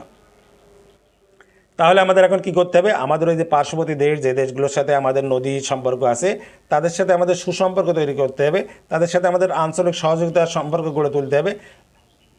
করলে কি হবে? তাদের কাছ থেকে আমরা এই বন্যা সংক্রান্ত আগাম তথ্য পাবো এবং এই আগাম তথ্য পেলে সেটা আমরা যখন প্রচার করব, তখন আমাদের নদী তীরবর্তী যেসব লোকজন যারা বন্যা দ্বারা আক্রান্ত হয়, বন্যা দ্বারা ক্ষতিগ্রস্ত হয়, তারা সতর্ক হতে পারবে। এছাড়া আমরা আরও কী করতে পারি? নিচু এবং বন্যাপ্রবণ এলাকায় যেন জনবসতি গড়ে না উঠতে পারে, সেজন্য ভূমি ব্যবহার এবং নিয়ন্ত্রণে আইনি ব্যবস্থা নেওয়া যেতে পারে। যেখানে বন্যা হয়, যেখানে বর্ষা হলেই পানি জমবে, সেখানে যেন বাড়িঘর না হয়, সে ব্যাপারে আইন করে আমরা এটা প্রতিরোধ করতে পারি। এছাড়া আমরা বন্যা নিয়ন্ত্রণ এবং করণীয় সম্পর্কে জনসচেতনতা তৈরি করতে পারি এবং এই জনসচেতনতা তৈরি করে আমরা বন্যা মোকাবেলায় অনেক বড় ভূমিকা পালন করতে পারি। তাহলে আমাদের এই জনসচেতনতা করার জন্য যথেষ্ট বা যথাযথ পদক্ষেপ গ্রহণ করতে হবে। ভয়াবহ বন্যা হলে সরকারি উঁচু ভবন কিংবা স্থাপনা যেন ক্ষতিগ্রস্ত না হয়, মানুষ সাময়িক আশ্রয় হিসেবে ব্যবহার করতে পারে, তার ব্যবস্থা নিশ্চিত করতে হবে। এটা ইতিমধ্যে আমাদের দেশে শুরু হয়েছে। আমাদের দেশে এখন যে প্রাইমারি বা হাই স্কুলে যে বিল্ডিংগুলো তৈরি করা হয় বন্যাপ্রবণ অঞ্চলে, সেগুলো উঁচু করে করা হয় যেন বন্যার সময় মানুষ সেখানে আশ্রয় নিতে পারে। আবার উঁচু স্থানে আশ্রয় কেন্দ্র বা মালামাল সংরক্ষণ কেন্দ্রও তৈরি করতে হবে। উঁচু রাস্তাঘাট তৈরি করতে হবে। উঁচু স্থানে বাজার কিংবা স্কুল ইত্যাদি তৈরি করে বন্যা মোকাবেলা করা যায়। বন্যার সময় বেশিরভাগ রাস্তাঘাট পানিতে ডুবে যায়, তখন কি করা যায়? তখন কি করে মানুষ? তখন চলাচলের জন্য স্পিডবোট এবং নৌকার ব্যবস্থা করে। এগুলোও ব্যবস্থা করে রাখলে কী হবে? বন্যা মোকাবেলার সহায়ক ভূমিকা পালন করবে। এখন বন্যার আগাম প্রস্তুতির জন্য বন্যা মোকাবেলায় সরকার একটি কৌশল নেয়, আর এই কৌশল বিপুল জনসংখ্যার পরে যেন চাপ না পড়ে সেইভাবে দেখেই তৈরি করা হয়। কি করা হয়? সেগুলোই আগে থেকে পর্যাপ্ত পরিমাণ খাদ্যদ্রব্য সংগ্রহ করা হয়, পানি, ওষুধপত্র ইত্যাদির ব্যবস্থা করে রাখা হয়। এটা যদি না করা হয় তাহলে কিন্তু ভয়াবহ বিপর্যয় ঘটবে। যে এলাকায় বন্যা হয় সে এলাকায় কিন্তু মানুষের কোনো কর্মসংস্থানের ব্যবস্থা থাকে না। বিশেষ করে দরিদ্র জনগোষ্ঠীর জন্য জীবনযাপন অত্যন্ত কঠিন হয়ে পড়ে। তাই তাদের পুনর্বাসনের জন্য বন্যা রক্ষা বা বন্যা থেকে বন্যা মোকাবেলায় তাদের পুনর্বাসনের যথেষ্ট ব্যবস্থা রাখতে হবে। এরপরে আমরা খরা সম্বন্ধে জানব। খরা কীভাবে আমরা প্রতিরোধ করতে পারি সেটা সম্বন্ধে আমরা জানব। খরা কি? খরা একটি মারাত্মক প্রাকৃতিক দুর্যোগ। খরার সময় কী হয়? মাটিতে পানির পরিমাণ কমতে কমতে মাটি পানিশূন্য হয়ে যায় এবং এর ফলে মাটিতে গাছপালা বা শস্য জন্মাতে পারে না। তাহলে খরার সময় কী হয়? মূলত পানির পরিমাণ কমে যায় এবং যদি মাটিতে পানি না থাকে তাহলে কোনো গাছপালা বা শস্য জন্মাবে না। বিভিন্ন লোক, বিভিন্ন দেশ খরার বিভিন্ন ধরনের সংজ্ঞা দিয়েছেন। আমরা দেখি দু একটা সংজ্ঞা। ব্রিটিশরা একটানা 2 সপ্তাহ 0.25 মিলিমিটার কম বৃষ্টিপাত হলে তাকে খরা বা অ্যাবসোলুট ড্রট বলে। আর একটানা 4 সপ্তাহ 0.25 মিলিমিটার বেশি বৃষ্টিপাত না হলে তাকে আংশিক খরা বা পার্শিয়াল ড্রট বলে। আবার রাশিয়াতে একটানা 10 দিন মোট 5 মিলিমিটার বেশি বৃষ্টি না হলে তাকে খরা বলে। আর আমেরিকার ক্ষেত্রে কি, আমেরিকাতে একটানা 30 দিন বা তার বেশি সময়ের মধ্যে যে কোনো 24 ঘন্টায় 6.24 মিলিমিটার বৃষ্টি না হলে তারা ওই অবস্থাকে খরা হিসেবে ধরে নেয়। তাহলে আমরা দেখছি মূলত খরা কী জিনিস। খরা বলতে পানির পরিমাণ মাটিতে কমে যাওয়া, এবং এই খরার সংজ্ঞা বিভিন্ন দেশে বিভিন্নভাবে দেওয়া হয়েছে। আমাদের দেশে খরা, শীতকালে তো আমাদের বৃষ্টি হয় না বললেই চলে। খরা একটি ভয়াবহ প্রাকৃতিক দুর্যোগ। খরা হলে কী হয়, ফসল উৎপাদন কমে যায় এবং এটি দুর্ভিক্ষের কারণ হতে পারে। খরার ফলে শুধু যে মানুষ তা না, গবাদি পশুর জন্য খাদ্য সংকট দেখা দেয়। কৃষি নির্ভর শিল্প কারখানায় উৎপাদন ব্যাহত হয়, যেটি কর্মসংস্থানের জন্য একটি বড় হুমকি হয়ে দাঁড়ায়। খরার কারণে কী হয়, মাটির উর্বরতা কমে যায়। দীর্ঘস্থায়ী খরার কারণে দেশে সামাজিক এবং রাজনৈতিক অস্থিরতা দেখা দিতে পারে। কারণ হচ্ছে যখনই খরা হবে তখন দেশে অভাব আসবে, আর অভাব আসলে কী হবে, সামাজিক অস্থিরতা দেখা যাবে, এবং সামাজিক অস্থিরতা যদি আসে তাহলে রাজনৈতিক অস্থিরতাও অবশ্যই দেখা দেবে। বাংলাদেশের উত্তর পশ্চিমাঞ্চলের বেশ কয়েকটি জেলা, বিশেষ করে রাজশাহী, চাঁপাইনবাবগঞ্জ, দিনাজপুর, বগুড়া, কুষ্টিয়া, যশোর খরার জন্য ঝুঁকিপূর্ণ। বাংলাদেশে আমরা খরার ইতিহাস যদি দেখি তাহলে 1978-79 সালে ভয়াবহ খরা হয়েছিল। এই খরায় ক্ষতির পরিমাণ ছিল প্রায় 1974 সালে যে বন্যা হয়েছিল সেই বন্যায় যে পরিমাণ ক্ষতি হয়েছিল সেই ক্ষতির প্রায় সমান। তাহলে খরা অবশ্যই অবহেলার কোনো বিষয় না, খরাও বন্যার মতো ভয়ঙ্কর। কেন খরা হয়? খরা হওয়ার বেশ কয়েকটি কারণ রয়েছে, তার মধ্যে অন্যতম হচ্ছে দীর্ঘদিন শুষ্ক আবহাওয়া থাকা। দীর্ঘদিন যদি বৃষ্টিপাত না হয় তাহলে খরা হইতে পারে, কারণ দীর্ঘদিন শুষ্ক আবহাওয়া তখনই হবে যখন আছে দীর্ঘদিন বৃষ্টি হয় না। বাষ্পীভবন এবং প্রশোধনের পরিমাণ বৃষ্টিপাতের চেয়ে বেশি হলেও এমনটি ঘটতে পারে। যদি যতটুকু পানি আছে তাপে যদি সেই পানিগুলো বাষ্প হয়ে উড়ে যায় এবং উদ্ভিদ যদি প্রশোধনের পরিমাণ বাড়িয়ে দেয় তাহলে খরা হইতে পারে। এখন দেখো, সবই কিন্তু জনসংখ্যা বৃদ্ধির কারণেই ঘটছে। জনসংখ্যা বৃদ্ধির কারণে অপরিকল্পিত উন্নয়ন, বৃক্ষনিধন এবং গ্রিনহাউস গ্যাসের প্রভাবে বায়ুমণ্ডল ধীরে ধীরে বৃক্ষ শূন্য হয়ে যাচ্ছে, যার কারণে কী হচ্ছে, বায়ুমণ্ডল ধীরে ধীরে রুক্ষ ও শুষ্ক হয়ে উঠেছে। ফলে বার্ষিক বৃষ্টিপাতের পরিমাণ কমে যাচ্ছে, আর বার্ষিক বৃষ্টিপাতের পরিমাণ কমে গেলেই খরা সৃষ্টি হবে। বাংলাদেশে সাম্প্রতিককালে বৃষ্টির পরিমাণ অনেক কমে গেছে, যার কারণে আমাদের দেশে খরা সৃষ্টির অবস্থা এসে গেছে। আমাদের পূর্ব প্রশান্ত মহাসাগরের মেরু অঞ্চলে সৃষ্ট এল নিনো নামে জলবায়ুর পরিবর্তন চক্র, যার কারণে আমাদের দেশে বৃষ্টিপাত কমে গেছে এবং খরা হচ্ছে। খরার জন্য দায়ী অন্যতম একটি কারণ হচ্ছে গভীর নলকূপের সাহায্যে ভূগর্ভের পানির মাত্রাতিরিক্ত উত্তোলনের ফলে পানির স্তর অস্বাভাবিকভাবে নিচে নেমে যাওয়া। খরার জন্য দায়ীকে আরেকটা কারণ হচ্ছে আমাদের দেশে গভীর নলকূপের সাহায্যে ভূগর্ভস্থের পানি তোলা হয়, যেটা চাষ কাজে ব্যবহার করা হয়। এটা যখনই করা হচ্ছে তখন কী হচ্ছে, পানির স্তর অস্বাভাবিকভাবে নিচে নেমে যাচ্ছে। এছাড়াও নদীর গতিপথ পরিবর্তন, উজান থেকে পানি সরিয়ে নেওয়া, পানি সংরক্ষণ প্রক্রিয়ার অভাব, ওজোন স্তরের ক্ষয়, এগুলো খরা সৃষ্টির জন্য দায়ী। এখন আমরা খরা সৃষ্টি হওয়ার কারণ জানলাম, তাহলে খরা প্রতিরোধের উপায় কী, বা আমরা কি করতে পারি খরা প্রতিরোধ করতে? তাহলে দেখি আমরা, যেহেতু খরার মূল কারণ হচ্ছে পানির অপর্যাপ্ততা, তাই পানি সরবরাহ বাড়ানোই হচ্ছে খরা মোকাবেলার সবচেয়ে কার্যকর উপায়। বাংলাদেশে প্রায় 55 নদীর উৎপত্তিস্থল ভারত।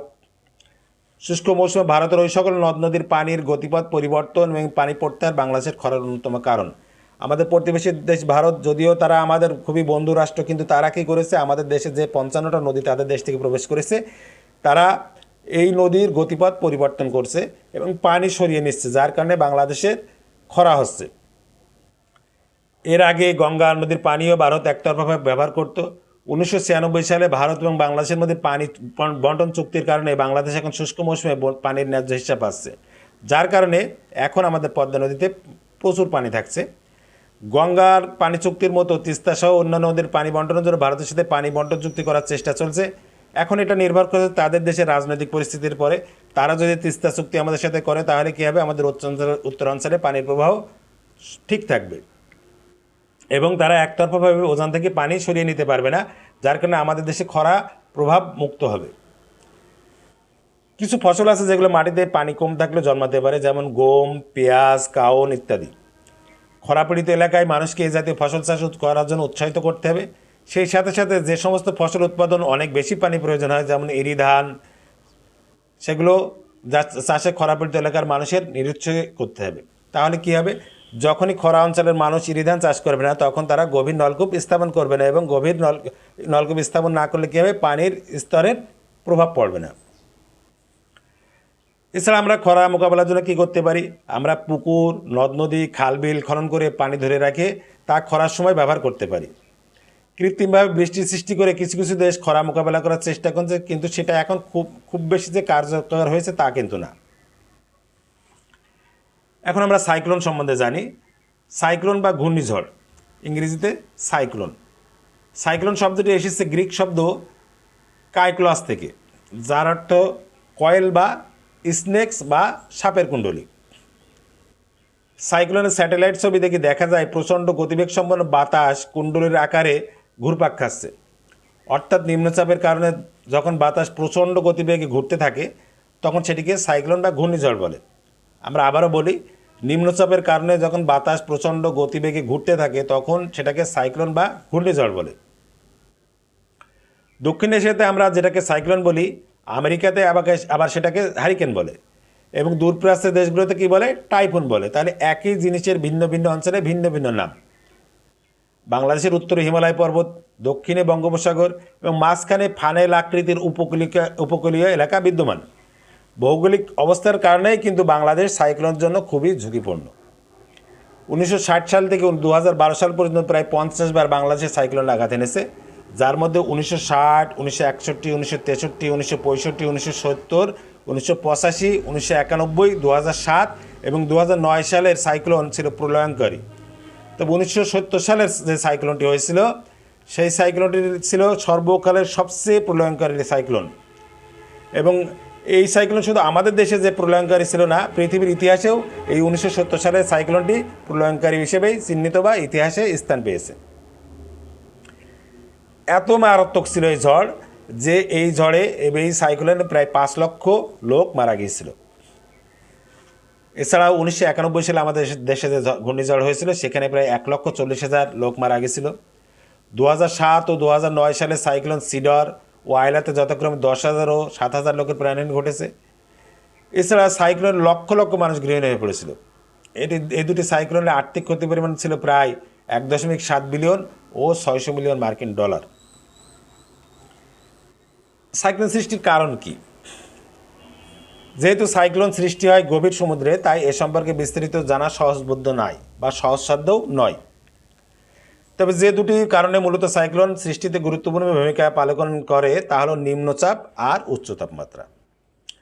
সাধারণত সাইক্লোন তৈরি হতে সাগরের তাপমাত্রা 27 ডিগ্রি সেলসিয়াসের বেশি হতে হয়। দুর্ভাগ্যবশত বঙ্গোপসাগরে প্রায় সারা বছরে এই তাপমাত্রা বিদ্যমান থাকে। তার মানে 27 ডিগ্রি সেলসিয়াসের তাপমাত্রা যখনই সমুদ্রে আসবে তখনই সাইক্লোনের জন্য প্রয়োজনীয় নিম্নচাপ সৃষ্টি হবে। আমাদের দুর্ভাগ্য কি, বঙ্গোপসাগরে সবসময় বেশি তাপমাত্রা থাকে। সমুদ্রের উত্তপ্ত পানি বাষ্পীভবনের ফলে উপরে উঠে যখন জলকণায় পরিণত হয় তখন বাষ্পীভবনের সুপ্ত তাপটি বাতাসে ছেড়ে দেয়। সে কারণে বাতাস উত্তপ্ত হয় এবং বাষ্পীভবন আরও বেড়ে যায়, ফলে বায়ুমণ্ডল অস্থিতিশীল হয় এবং নিম্নচাপের সৃষ্টি করে। নিম্নচাপের সৃষ্টি হলে কী হয়, আশেপাশের বাতাস সেখানে ছুটে আসে, যা বাড়তি তাপমাত্রার কারণে ঘুরতে ঘুরতে উপরে উঠতে থাকে এবং সাইক্লোন সৃষ্টি হয়। এই প্রক্রিয়ায় সৃষ্ট হওয়া ঘূর্ণিঝড়ের বাতাসের বেগ অনেক বেশি হয়। তবে বাতাসের বেগ ঘন্টায় 63 কিলোমিটার বা তার বেশি না হলে সেটাকে সাইক্লোন কিন্তু বলা হয় না। এ পর্যন্ত বাংলাদেশের সবচেয়ে যে শক্তিশালী সাইক্লোন হয়েছিল সেটি হয়েছিল 1991 সালে। এই বাতাসের ঘন্টায় গতিবেগ ছিল 225 কিলোমিটার। এই ঝড় আমি প্রত্যক্ষ করেছি। আমি তখন ক্লাস 7 কি 8-এ পড়ি। প্রচণ্ড ঝড়, যে ঝড়ের কল্পনা করা যাবে না যে বাতাসের কতটুকু গতিবেগ ছিল, সেই সাথে বৃষ্টি। এখন আমাদের প্রশ্ন আছে, সাইক্লোন হাত থেকে আমরা কীভাবে রক্ষা পাতি করি, আমাদের রক্ষা পাওয়ার উপায়টা কী, আর সাইক্লোন হলে আমাদের করণীয় বা কী। এখন আমরা দেখি এটা। সাইক্লোন কিন্তু অত্যন্ত শক্তিশালী। একটি দুর্বল সাইক্লোনও শক্তিতে মেগাটন শক্তির কয়েক হাজার পারমাণবিক বোমার সমান। আমরা জানি পারমাণবিক বোমাই এখন বিশ্বের সবচেয়ে আতঙ্কের বিষয়, কিন্তু একটা দুর্বল সাইক্লোনও যে একটা মেগাটন শক্তির কয়েক হাজার পারমাণবিক বোমার সমান, এটা তো আমরা জানতাম না। তাছাড়া যেহেতু সাইক্লোন একটি প্রাকৃতিক দুর্যোগ, তাই এটি প্রতিরোধ করা প্রায় অসম্ভব। এটা আমরা চেষ্টা করতে পারি, কিন্তু এটা প্রতিরোধ করা প্রায় অসাধ্য ব্যাপার। সম্প্রতি আমেরিকাতে যে ঝড় হয়েছে, এই ঝড়ের সময় সিলভার আয়োডাইড নামক রাসায়নিক দ্রব্য বাতাসে ছড়িয়ে পড়ে পানিকে শীতল করে ঘূর্ণিঝড়ের গতিবেগ কমানোর চেষ্টা করা হয়েছিল, কিন্তু নানা ধরনের সীমাবদ্ধতার কারণে এটিও সঠিকভাবে কিন্তু কাজ করেনি। এছাড়া সাগরে তেল বা অন্যান্য রাসায়নিক দ্রব্য ছিটিয়ে বাষ্পীভবন কমিয়ে ঘূর্ণিঝড়ের মাত্রা নিয়ন্ত্রণ করার চিন্তাভাবনা করা হয়, তবে প্রকৃতির সাথে যুদ্ধ করা কখনোই বাস্তবভিত্তিক নয়। আমরা চেষ্টা করতে পারি, আমরা পরিকল্পনা করতে পারি, কিন্তু আসলে কি আমরা প্রকৃতির সাথে যুদ্ধ করে পারবো? কোনো সময় সম্ভব না। তাহলে আমরা কি করতে পারি? আমাদের ঘূর্ণিঝড়ের পূর্বাভাস প্রক্রিয়া জোরদার করে মানুষের প্রাণ বাঁচানোর জন্য এবং সম্পদের ক্ষয়ক্ষতি কমানোর জন্য ব্যবস্থা গ্রহণ করা যেতে পারে, যেটা আমরা করছি ইতিমধ্যে। 1970 সালে যে ঘূর্ণিঝড় হয়েছিল, তখন কিন্তু এই যে প্রচারের ব্যবস্থা এত উন্নত ছিল না, যার কারণে প্রায় 5 লক্ষাধিক প্রাণহানি হয়েছিল। 1991 সালে চেয়ে এখন আরও দ্রুত খবর মানুষের কাছে যাচ্ছে, ঘূর্ণিঝড়ের খবর দেওয়া আছে, যার কারণে কী আছে, মানুষের প্রাণ বেঁচে যাচ্ছে, সেই সাথে জানমাল সম্পদ কিছুটা রক্ষা পাচ্ছে। ঘূর্ণিঝড়ের সাথে সাথে কিন্তু আরেকটা সমস্যা হয়, যেটা হচ্ছে জলোচ্ছ্বাস। তাই ঘূর্ণিঝড় প্রবণ এলাকায় উঁচু করে মজবুত আশ্রয়কেন্দ্র তৈরি করতে হবে। ঘূর্ণিঝড়ের সময় নিচু এলাকায় বসবাস করা মানুষকে নিরাপদ আশ্রয়স্থলে সরিয়ে নেওয়ার ব্যবস্থা করতে হবে। জলোচ্ছ্বাস ঠেকানোর জন্য উপকূলীয় এলাকায় বাঁধ তৈরি করতে হবে। সাথে সাথে সেখানে প্রচুর গাছপালা লাগিয়েও ক্ষতির পরিমাণ কমানো সম্ভব হবে বলে মনে হয়, যার কারণে গাছ লাগাতে হবে। ঘূর্ণিঝড় মোকাবেলার জন্য যথাযথ পূর্ব প্রস্তুতি নিতে হবে। বাংলাদেশে ত্রাণ ও দুর্যোগ ব্যবস্থাপনা মন্ত্রণালয় এবং বাংলাদেশ রেড ক্রিসেন্টের যৌথ উদ্যোগে ইতিমধ্যে সাইক্লোন প্রস্তুতি কার্যক্রম চালু আছে। এর আওতায় প্রায় 32,000 স্বেচ্ছাসেবী উপকূলীয় এলাকায় জনসচেতনতা বৃদ্ধি সহ অন্যান্য কাজ করে। 2017 সালে সাইক্লোন মোরা বাংলাদেশে আঘাত করেছিল। সময় মতো যথাযথ ব্যবস্থা নেওয়ায় তখন মাত্র 7 জনের প্রাণহানি ঘটেছিল, কিন্তু 1970 সালে কিন্তু আমরা এই ব্যবস্থা নিতে পারিনি। এখন যেটা সম্ভব হচ্ছে। আমাদের দেশে আর একটা পরিচিত প্রাকৃতিক দুর্যোগের নাম হচ্ছে কালবৈশাখী। সাধারণত এপ্রিল থেকে মে মাসের ভিতর আমাদের দেশে কালবৈশাখী ঝড় হয়। এটা বৈশাখ মাসে হয় বলেই এটা বৈশাখী নাম, বা কালবৈশাখী কালো রঙের ঝড় মনে হয়, যার কারণে কালবৈশাখী নাম। সাধারণত ঈশান কোণ অর্থাৎ নর্থ বা উত্তর কোণে মেঘ জমা হয়ে কিছুক্ষণের মধ্যে আকাশ মেঘে ঢেকে গিয়ে কালবৈশাখী ঝড় শুরু হয়। কালবৈশাখী ঝড়ের কিন্তু কোনো আগাম সতর্কবার্তা আসে না, হঠাৎ করে মেঘ হয়, হঠাৎ করে ঝড় শুরু হয়। এই ঝড়ে বাতাসের বেগ ঘন্টায় 55 থেকে 80 কিলোমিটার মতো হতে পারে। ঝড়ের বেগ যখন ঘন্টায় 100 কিলোমিটার বেশি হবে, তখন এটাকে টর্নেডো বলা হয়। বাংলাদেশ ছাড়াও আমেরিকা, অস্ট্রেলিয়া ও রাশিয়া সহ বিশ্বের অনেক দেশে টর্নেডো আঘাত হানে।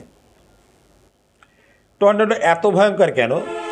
টর্নেডো ভয়ঙ্কর এই কারণে যেটি হঠাৎ করে অল্প সময়ের মধ্যে প্রচণ্ড ধ্বংসযজ্ঞ করে ফেলতে পারে। টর্নেডো শব্দটি কোথা থেকে এসেছে? স্প্যানিশ শব্দ টর্নাডা থেকে, যার অর্থ হলো থান্ডার স্টর্ম বা বজ্রঝড়। সাইক্লোনের মতো টর্নেডোর বেলাতে প্রচণ্ড বেগে বাতাস ঘূর্ণির আকারে প্রবাহিত হয় এবং যাত্রাপথে যা পড়ে তার সবই ধ্বংসযজ্ঞের শিকার হয়।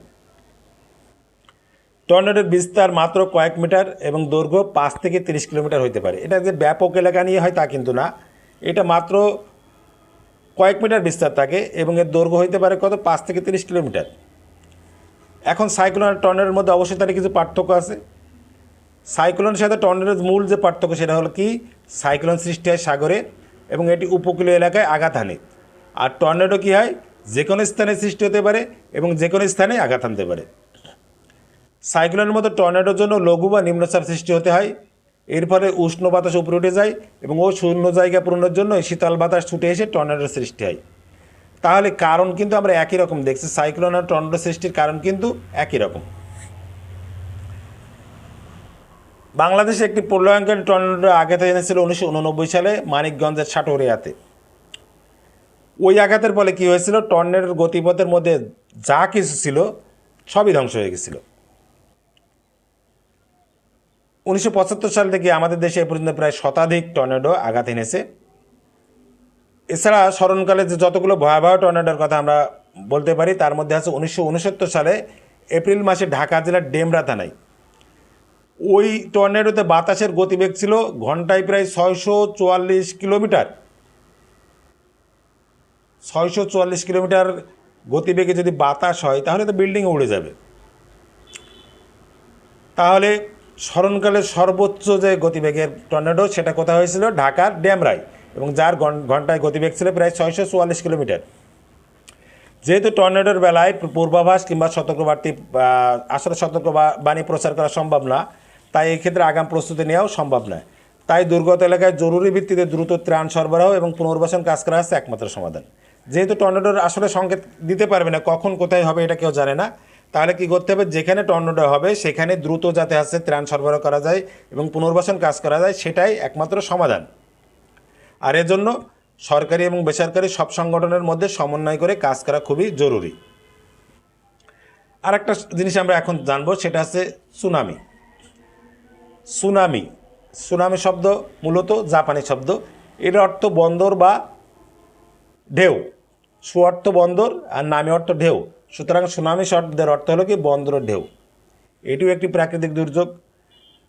সমুদ্র তলদেশে ভূমিকম্প, আগ্নেয়গিরি অগ্নুৎপাত, ভূমিধস বা নবজাগতিক ঘটনা সুনামি সৃষ্টি করতে পারে। সুনামি হচ্ছে পৃথিবীতে যতগুলো প্রাকৃতিক দুর্যোগ হয় তার মধ্যে অবস্থানগতভাবে তৃতীয়। এছাড়া মহাসাগর এবং সাগরের তলদেশে প্লেট যখন একটির সাথে আরেকটি সংঘর্ষ হয়ে বিস্তৃত হয় তখন প্রচণ্ড ভূমিকম্প হয়। আর সেই ভূমিকম্পের কারণে কী হয়? লক্ষ লক্ষ টনের সমুদ্রের পানি বিশাল ঢেউ তৈরি করে। এই ঢেউ ধাবমান হয়ে যত বেশি তীরভূমির কাছাকাছি যায় তত দীর্ঘ হয়ে ভয়ঙ্কর জলোচ্ছ্বাসের রূপ নেয়। এই ঢেউয়ের গতিবেগ ঘন্টায় প্রায় 500 থেকে 800 মাইল পর্যন্ত হতে পারে।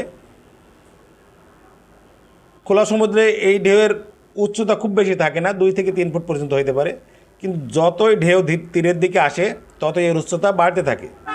তখন ঢেউয়ের এক মাথা থেকে আরেক মাথার দূরত্ব 100 মাইল পর্যন্ত হতে পারে। অগভীর পানিতে সুনামি একটি ধ্বংসাত্মক জলোচ্ছ্বাসের রূপ নেয়। অগ্রসরমান জলরাশি ভয়ঙ্কর স্রোত সৃষ্টি করে নেমে যাওয়ার আগে 100 ফুট পর্যন্ত উঁচু হতে পারে। 100 ফুট যদি উঁচু পানি সমুদ্র থেকে উপকূলীয় অঞ্চলে আসে তাহলে তো কিছু আসলে থাকবে না। একটা সুনামি উপকূলের ব্যাপক এলাকা প্লাবিত করতে পারে। সুনামি কেন তৈরি হয়? সুনামি তৈরি হয় মূলত সমুদ্রের তলদেশে ভূমিকম্প হলে। ভূমিকম্পের কেন্দ্র থেকে শুরু করে সমুদ্র অতিক্রম করে সুনামিকে উপকূলে পৌঁছাতে খানিকটা সময়ের প্রয়োজন। এই সময়টুকুর ভিতরে সাধারণ উপকূল এলাকায় সতর্কবাণী প্রচার করা হয়। 2004 সালের 26 ডিসেম্বর স্মরণকালের ভয়ঙ্কর একটি প্রাকৃতিক দুর্যোগ ঘটে। ইন্দোনেশিয়ার সুমাত্রা দ্বীপের কাছাকাছি ভারত মহাসাগরের তলদেশে সৃষ্টি হয়েছিল ট্রাকটনিক ভূমিকম্প। ইউরেশিয়ান প্লেট ও অস্ট্রেলিয়ার প্লেটের সংঘর্ষ সৃষ্টি হয়। এই মারাত্মক ভূকম্পটি ছিল রিক্টার স্কেলে প্রায় 9। এই ভূকম্পনের ফলে ভারত মহাসাগরে একাংশ সুমাত্রার জন্য একটি অংশকে সজোরে চাপ দেয়। এই প্রবল সমুদ্র চাপে সমুদ্র তলের 600 মাইলব্যাপী এলাকায় ভাঙন সৃষ্টি হয়। এই ভাঙনের ফলে কী হয়েছিল? স্থানচ্যুতি হয়েছিল লক্ষ লক্ষ টন জলরাশির। বিশাল জলরাশি ভয়ানক বেগে সমুদ্রপৃষ্ঠের দিকে ধেয়ে আসে এবং বিশাল ঢেউয়ের আকারে চারিদিকে ছড়িয়ে পড়ে।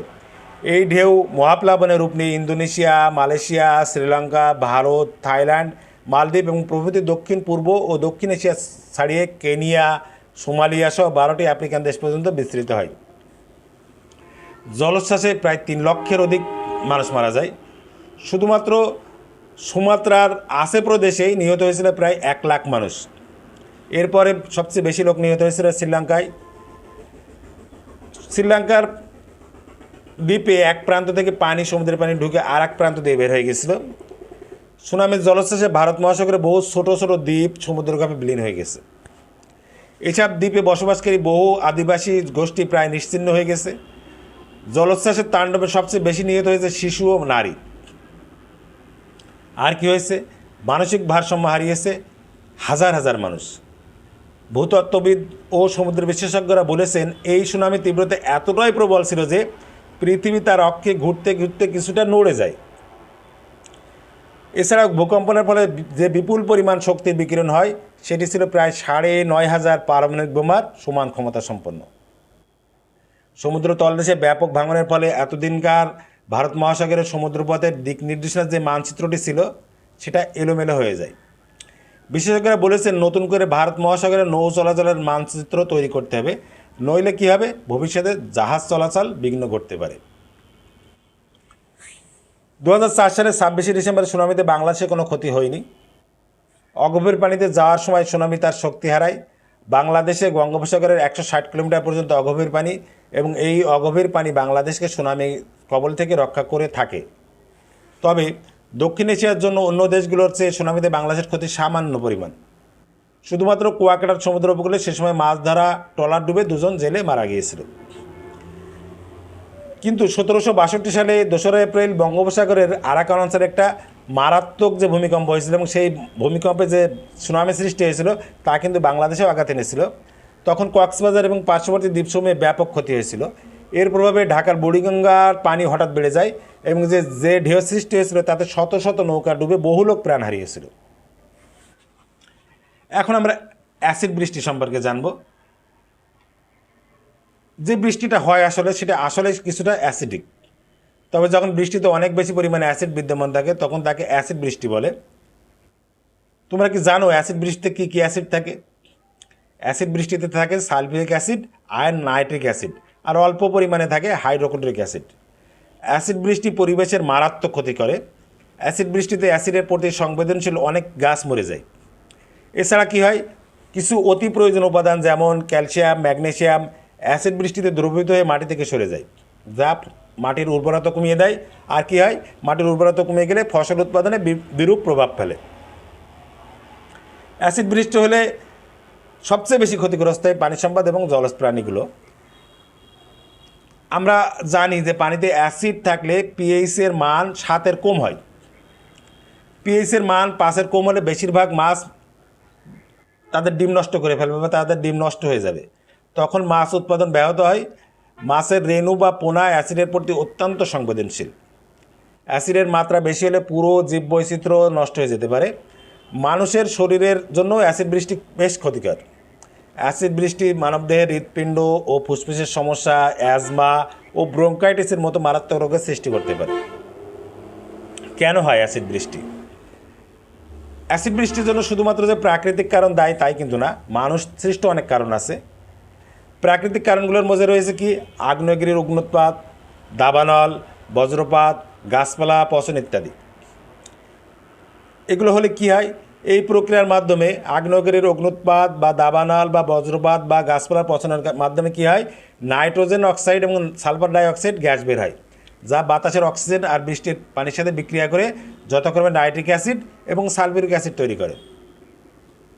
একইভাবে বিভিন্ন শিল্প কারখানা, বিশেষ করে কয়লা বা গ্যাসভিত্তিক বিদ্যুৎ উৎপাদন কেন্দ্র, ইটের ভাটা, যানবাহন, গৃহস্থালির চুলা ইত্যাদি উৎস থেকেও সালফার ডাইঅক্সাইড বের হয়, যা অ্যাসিডে পরিণত হয় এবং বৃষ্টির পানির সাথে সাথে মিশে অ্যাসিড বৃষ্টি তৈরি করে।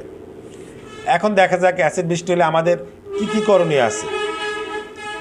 যেহেতু বিদ্যুৎ উৎপাদন কেন্দ্রের ব্যবহৃত কয়লা থেকেই নাইট্রোজেন অক্সাইড ও সালফার ডাইঅক্সাইড গ্যাস তৈরি হয়, সেহেতু ব্যবহারের আগে কয়লা পরিশোধন করে সালফার ও নাইট্রোজেন মুক্ত করে নিতে হবে। আমরা যে কয়লা আমাদের বিদ্যুৎ কেন্দ্রে ব্যবহার করি সেখান থেকেই মূলত নাইট্রোজেন অক্সাইড আর সালফার ডাইঅক্সাইড গ্যাস তৈরি হয়। তাহলে আমাদের সতর্কতার জন্য কী করতে হবে, আমরা ওই কয়লা ব্যবহার করার আগে অবশ্যই পরিশোধন করে নেব। পরিশোধন করে আমরা সালফার ও নাইট্রোজেন মুক্ত করে নেব। তাহলে কী হবে, নাইট্রোজেন অক্সাইড বা সালফার ডাইঅক্সাইড গ্যাস তৈরি হবে না। অনেক দেশে কিন্তু ইতিমধ্যে এই ব্যবস্থা চালু করেছে। পরিশোধন ব্যবস্থা না থাকলে কয়লার পরিবর্তে বিকল্প জ্বালানি ব্যবহার করা যেতে পারে। অ্যাসিড বৃষ্টি হলে মাটির পিএইচ কমে যায় এবং সেক্ষেত্রে লাইমস্টোন বা চুনাপাথর ব্যবহার করে অ্যাসিডিটি কমানো যায়। যখনই অ্যাসিড বৃষ্টি হবে তখন কী হবে, মাটির পিএইচ কমে যাবে, আর মাটির পিএইচ কমে গেলে সেই ক্ষেত্রে আমরা কী ব্যবহার করতে পারি, লাইমস্টোন বা চুনাপাথর। এছাড়া শিল্প কারখানা এবং যানবাহন থেকে নির্গত ধোঁয়া নিয়ন্ত্রণের জন্য যথাযথ আইনগত ব্যবস্থা নিতে হবে। শিল্প কারখানায় দূষণরোধক পদ্ধতি অবশ্যই বাধ্যতামূলক করে নিতে হবে। সৌভাগ্যক্রমে আমাদের দেশে অ্যাসিড বৃষ্টি খুব কিন্তু একটা হয় না। যেসব দেশে শিল্প কারখানা অনেক বেশি সেখানে এর আশঙ্কা অনেক বেশি। পূর্ব ইউরোপের অনেক দেশ, আমেরিকা, কানাডা ও চীনের দক্ষিণ উপকূলীয় অঞ্চলে এই বৃষ্টি ঘন ঘন হয়। এছাড়া তাইওয়ানেও কিন্তু ঘন ঘন অ্যাসিড বৃষ্টি হয়। এখন আমরা ভূমিকম্প সম্পর্কে জানব। ভূমিকম্পের ইংরেজি শব্দ কি, আর্থকোয়াক। পৃথিবীর ভিতরে হঠাৎ সৃষ্ট কোনো কম্পন যখন ভূপৃষ্ঠের আকস্মিক আন্দোলন সৃষ্টি করে সেটাকেই ভূমিকম্প বলে। পৃথিবীর ভিতরে হঠাৎ সৃষ্ট কোনো কম্পন যখন ভূপৃষ্ঠে আকস্মিক আন্দোলন সৃষ্টি করে সেটাকে ভূমিকম্প বলে।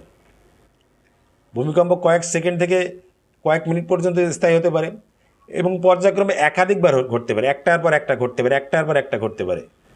আমরা মৃদু যে ভূমিকম্প হয় বা অল্প মাত্রার যে ভূমিকম্প হয় সেই ভূমিকম্প আমরা অনেক সময় অনুভব করতে পারি না, কিন্তু শক্তিশালী যা বা প্রবল ভূমিকম্প সহজেই আমরা অনুভব করতে পারি। ভূমিকম্প কি প্রাকৃতিক দুর্যোগ না মানুষ সৃষ্ট? অবশ্যই এটা প্রাকৃতিক দুর্যোগ এবং ভয়াবহ প্রাকৃতিক দুর্যোগ, যা মাত্র কয়েক সেকেন্ডের মধ্যে কোনো একটি দেশ বা অঞ্চল পুরোপুরি ধ্বংস করে দিতে পারে। এমনকি বড় ভূমিকম্প নদীর গতিপথও পরিবর্তন করতে পারে। ভূমিকম্পর ক্ষমতা তাহলে অসীম, তাই তো? না, অসীম কোনো ক্ষমতা না, আল্লাহর ক্ষমতা শুধুমাত্র অসীম। ভূমিকম্প কী করতে পারে? একটা দেশ মুহূর্তের মধ্যে ধ্বংস করে দিতে পারে, একটা নদীর গতিপথ মুহূর্তের মধ্যে পরিবর্তন করে দিতে পারে। আমাদের দেশে এর প্রভাব কিন্তু আমরা দেখেছি। ভূমিকম্পর ফলে আমাদের দেশের যে প্রধান নদী ব্রহ্মপুত্রর গতিপথ বদলে গিয়েছে। আমাদের দেশে যদিও এখনও পর্যন্ত কোনো বড় ভূমিকম্প হয়নি, তবে বাংলাদেশে বড় ধরনের ভূমিকম্পের আশঙ্কা আছে। পৃথিবীর মধ্যে সবচেয়ে বেশি ভূমিকম্প হয় জাপানে আর যুক্তরাষ্ট্রের ক্যালিফোর্নিয়ায়। 2010 সালে হাইতিতে ঘটে যাওয়া যে ভূমিকম্প, অথবা 2011 সালের জাপানের ভূমিকম্প, অথবা 2015 সালের নেপালের ভূমিকম্পের ধ্বংসযজ্ঞের কথা আমরা শুনেছি। জাপানের ভূমিকম্পে কী হয়েছিল? জাপানের ভূমিকম্পের পর সেখানে সৃষ্ট সুনামি নিউক্লিয়ার শক্তি কেন্দ্রে আঘাত করে একটি নিউক্লিয়ার দুর্ঘটনা ঘটেছিল। এখন আমাদের প্রশ্ন আসছে কিভাবে এই ভূমিকম্প হয়। আমাদের ভূগর্ভে কতগুলো ভাগে বিভক্ত, যাদেরকে টেকটনিক প্লেট বা টেকটনিক প্লেটই বলে। এই টেকটনিক প্লেট কিছু স্থিতিশীল নয়, এরা কিন্তু সবসময় নড়াচড়া করে। চলমান একটি প্লেট আরেকটি প্লেটে চাপ দেওয়ার কারণে সেখানে শক্তি সঞ্চিত হয়। যখন হঠাৎ করে প্লেটগুলো সরে যায় তখন সঞ্চিত শক্তি বের হয়ে ভূমিকম্প সৃষ্টি করে। ভূমিকম্পের মাত্রা পরিমাপ করা হয় রিক্টার স্কেলে। রিক্টার স্কেলে 5 মাত্রা বেশি ভূমিকম্প আমরা অনুভব করতে পারি, আর 5 মাত্রার নিচে হলে আমরা অনুভব করতে পারি না। রিক্টার স্কেলে এর মাত্রা বেড়ে যাওয়ায়, অর্থাৎ তার শক্তি 30 গুণ পর্যন্ত বেড়ে যাওয়া। একটি ভূমিকম্প যত বড় হয় তার দূর থেকে সেটি অনুভব করা যায় না, তত দূর থেকে কিন্তু সেটা অনুভব করা যায়। বাংলাদেশ এবং তার আশেপাশে ঘটে যাওয়া ভূমিকম্পগুলো আমরা বই পড়ে জানতে পারবো, আমরা বিভিন্ন ইতিহাস থেকেও জানতে পারবো। বাংলাদেশের ইতিহাসে সাম্প্রতিককালে কোনো ভূমিকম্প হয়নি। 1984 সালে মানিকগঞ্জে এলাকায় রিক্টার স্কেলে 7 মাত্রার এক বড় একটি ভূমিকম্প হয়েছিল। 1897 সালে শিলংয়ে 8.7 মাত্রার একটি বড় ভূমিকম্প হয়েছিল। যেহেতু অতীতের এই অঞ্চলে বড় ভূমিকম্প হয়েছে, তাই আমাদের ধরে নিতে হবে ভবিষ্যতে হতে পারে। সেটি কখন হবে যেহেতু আমাদের জানা নেই, তাই সবসময় প্রস্তুত থাকতে হবে। এখন ভূমিকম্প হলে আমরা কি করতে পারি? ভূমিকম্প থেকে রক্ষার কি উপায় আছে? ভূমিকম্প থেকে রক্ষা পাওয়ার কোনো উপায় নেই, তবে এতে জানমালের ক্ষয়ক্ষতি কমানো যাওয়া সম্ভব। সেক্ষেত্রে সবচেয়ে বড় ভূমিকা হলো নিয়মনীতি মেনে বাড়ি বানাতে হবে। নিয়মনীতি মেনে ঘর বাড়ি এবং অন্যান্য স্থাপনা বানাইতে হবে। আমাদের দেশে বিশেষ করে শহরাঞ্চলে যেসব বড় বড় দালান কোঠা তৈরি করা হয়, সেখানে অবশ্যই ভূমিকম্প প্রতিরোধক ব্যবস্থা থাকতে হবে। তা না হলে কী হবে? বড় ধরনের ভূমিকম্প হলে বা ভয়াবহ পরিমাণ চলে আসবে। 2010 সালে হাইতিতে রিক্টার স্কেলে 7 মাত্রার একটি ভূমিকম্পে 3 লক্ষ মানুষ মারা গিয়েছিল। 7 মাত্রার একটা ভূমিকম্পে 3 লক্ষ মানুষ মারা গিয়েছিল। অথচ তার থেকে 30 গুণ বেশি শক্তিশালী 8.2 রিক্টার স্কেলের একটি ভূমিকম্পে 2014 সালে চিলিতে মাত্র 6 জন মানুষ মারা গিয়েছিল। তার কারণ কি? ভূমিকম্প একটি নিয়ম। ভূমিকম্পের চিলি কী করেছিল? তাদের যে ঘর বাড়িগুলো আছে সেগুলো নিয়মতান্ত্রিকভাবে তৈরি করা হয়েছিল। তারা ভূমিকম্প সহনীয় বিল্ডিং তৈরি করতে শুরু করেছে, কিন্তু হাইতিতে কিন্তু এটা ছিল না, যার কারণে ওখানে লোকের অধিক মৃত্যুবরণ করেছে। ভূমিকম্প হলে জরুরি ভিত্তিতে সরকারি অন্যান্য সংস্থার সমন্বয়ে দ্রুত ত্রাণ তৎপরতা ও উদ্ধার কাজ নিশ্চিত করতে হবে এবং তার জন্য আগাম প্রস্তুতি থাকতে হবে। আমাদের বেশ কিছু বিষয় খেয়াল রাখতে হবে। সেগুলো হচ্ছে কি? ভূমিকম্পের আগে আমরা কী করণীয় করব? সম্ভব হলে বাসাতেই অগ্নি নির্বাপক প্রস্তুতি থাকা দরকার। যেহেতু ভূমিকম্প হলে আগুন ধরে যাওয়ার একটা সম্ভাবনা থাকে, তাই আমাদের বাসাতেই অগ্নি নির্বাপক প্রস্তুতি রাখতে হবে। এছাড়া আমরা এর সাথে প্রাথমিক চিকিৎসা কিট, ব্যাটারি চালিত রেডিও, টর্চ লাইট, কিছু বাড়তি ব্যাটারি, শুকনো খাবার এবং পানি রাখার ব্যবস্থা করা হয়। কিন্তু যেহেতু আমাদের দেশে ভূমিকম্প প্রবণ এলাকা না, আমরা কিন্তু এগুলো প্রস্তুতি আসলে নেই না। আমাদের আর একটা কাজ করতে হবে, সেটা হচ্ছে কি কীভাবে ফার্স্ট এইড বা প্রাথমিক চিকিৎসা নিতে হয় সেটি শিখে নিতে হবে। বাসায় গ্যাস, ইলেকট্রিসিটি এবং পানির সরবরাহ কীভাবে বন্ধ করতে হয় সেটি জানতে হবে। ভূমিকম্পের পর প্রয়োজনে কোথায় কিভাবে পরিবারের সদস্যদের সাথে মিলিত হতে হবে সেটি আগে থেকে সবার সঙ্গে কথা বলে ঠিক করে নিতে হবে। উঁচু শিল্পে ভারী জিনিসপত্র রাখা যাবে না। ভূমিকম্পের সময় সেগুলো পড়ে নিচে যারা থাকে সেসব লোকজনকে আহত করতে পারে। আর ভূমিকম্পের সময় কি করতে হবে সেটি স্কুল, কলেজ বা কর্মক্ষেত্রে ডিল করে আমরা শিখে নিতে পারি। এখন যখন ভূমিকম্প হয় তখন আমাদের কি করণীয়? ভূমিকম্পের সময় ভয়ে এবং আতঙ্কে দিকবিদিক জ্ঞানশূন্য হওয়া যাবে না। নিজেকে বোঝাতে হবে পৃথিবীর মানুষ ভূমিকম্পের সাথে জন্ম থেকে বসবাস করে আসছে এবং মাথা ঠান্ডা রাখলে বড় ভূমিকম্পের বিপদ থেকে নিজেকে রক্ষা করা সম্ভব। তুমি যদি ঘরের ভিতরে থাকো তাহলে ভিতরে থাকা হুড়োহুড়ি করে বাইরে যাওয়ার চেষ্টা করো না। দেয়ালের পাশে দাঁড়াতে হবে, কাঁচের জানালা থেকে দূরে থাকতে হবে, প্রয়োজনে শক্ত টেবিলের নিচে আশ্রয় নিতে হবে, কখনোই লিফট দিয়ে নামার চেষ্টা করা যাবে না। আর যদি ঘরের বাইরে থাকো তাহলে কি করতে হবে? বাইরেই থাকো, ঘরের ভিতরে ঢোকার চেষ্টা করো না। ইলেকট্রিক পোল কিংবা বড় বিল্ডিং থেকে দূরে সরে যেয়ে দাঁড়াতে হবে। ওপর থেকে মাথার উপর কিছু পড়তে পারে, এজন্য সরে যেয়ে দাঁড়াতে হবে। কোনোভাবেই ম্যাচ জ্বালানো যাবে না। গ্যাস পাইপ ভেঙে বাতাসে গ্যাসের মিশ্রণ আগুনের জন্য খুবই বিপজ্জনক, এই জন্য ম্যাচ জ্বালানো যাবে না। এরপর ভূমিকম্পের পরে কী করণীয়? বড় ভূমিকম্প হয়ে থাকলে নিজের এবং পরিবারের সদস্যদের পরীক্ষা করে আগে দেখে নিতে হবে কেউ আহত হয়েছে কিনা। আহত হলে প্রাথমিক চিকিৎসার ব্যবস্থা করতে হবে। গুরুতর আহত হলে হাসপাতালে নিতে হবে। মনে রাখতে হবে সত্যিকারের বড় ভূমিকম্প হলে হাসপাতালে অসংখ্য মানুষের জরুরি চিকিৎসার কিন্তু প্রয়োজন হবে। কাজে যার প্রয়োজন বেশি তাকে আগে চিকিৎসা দিতে হবে। পানি, ইলেকট্রিসিটি, গ্যাস লাইন পরীক্ষা করে দেখতে হবে যাতে ক্ষতিগ্রস্ত না হয়, বা ক্ষতিগ্রস্ত হয়ে থাকলে সেগুলো মেরামতের ব্যবস্থা করতে হবে, সরবরাহ বা অথবা সরবরাহ বন্ধ করে দিতে হবে। বাসায় যে গ্যাসের লাইন আছে সেটা যদি আমরা গন্ধ পাই তাহলে দরজা জানলা খুলে দিয়ে বাইরে বের করে দিতে হবে। রেডিওতে খবর শোনার চেষ্টা করব। নিতান্ত প্রয়োজন না হলে টেলিফোন ব্যবহার করে নেটওয়ার্ক অচল করে দেব না, কারণ এই সময় জরুরি কাজের জন্য ত্রাণ বাহিনীকে টেলিফোন ব্যবহার করতে হয়। বড় ভূমিকম্পের পর টেলিফোন অচল হয়ে যাওয়ার আশঙ্কাও থাকতে পারে। ক্ষতিগ্রস্ত বিল্ডিংয়ের বাইরে থাকতে হবে। ভাঙা কাঁচ ইত্যাদির জন্য পা না কেটে যায় সেজন্য খালি পায়ে হাঁটাহাঁটি করব না। সমুদ্র উপকূলে বসবাস করলে সমুদ্র থেকে দূরে সরে যেতে হবে, কারণ কি ভূমিকম্পের পরপরই সুনামি এসে আঘাত করতে পারে। ধ্বংসপ্রাপ্ত বিল্ডিংয়ের নিচে আটকা পড়লে ধ্বংসস্তূপ থেকে ছড়িয়ে বের হওয়ার চেষ্টা না করে উদ্ধারকারীর জন্য অপেক্ষা করতে হবে। নিজের শক্তি বাঁচিয়ে উদ্ধারকারী দল এলে তাদেরকে সংকেত দেওয়ার জন্য কোনো কিছুতে নিয়মিতভাবে আঘাত করে দৃষ্টি আকর্ষণ করতে হবে। বড় ভূমিকম্প হলে আফটার শক হিসেবে আরও ভূমিকম্প হতে পারে, সেজন্য প্রস্তুত থাকতে হবে। প্রিয় শিক্ষার্থীরা, আমরা দুর্যোগের সাথে বসবাস অধ্যায়ের বেশ কিছু টপিক নিয়ে আলোচনা করেছি। আমাদের এখনও অধ্যায় শেষ হয়নি। আমরা আমাদের পরবর্তী ক্লাসে বাকি যে টপিকগুলো আছে সেগুলো নিয়ে আলোচনা করব। সবাই ভালো থাকো। ফি আমানিল্লাহ।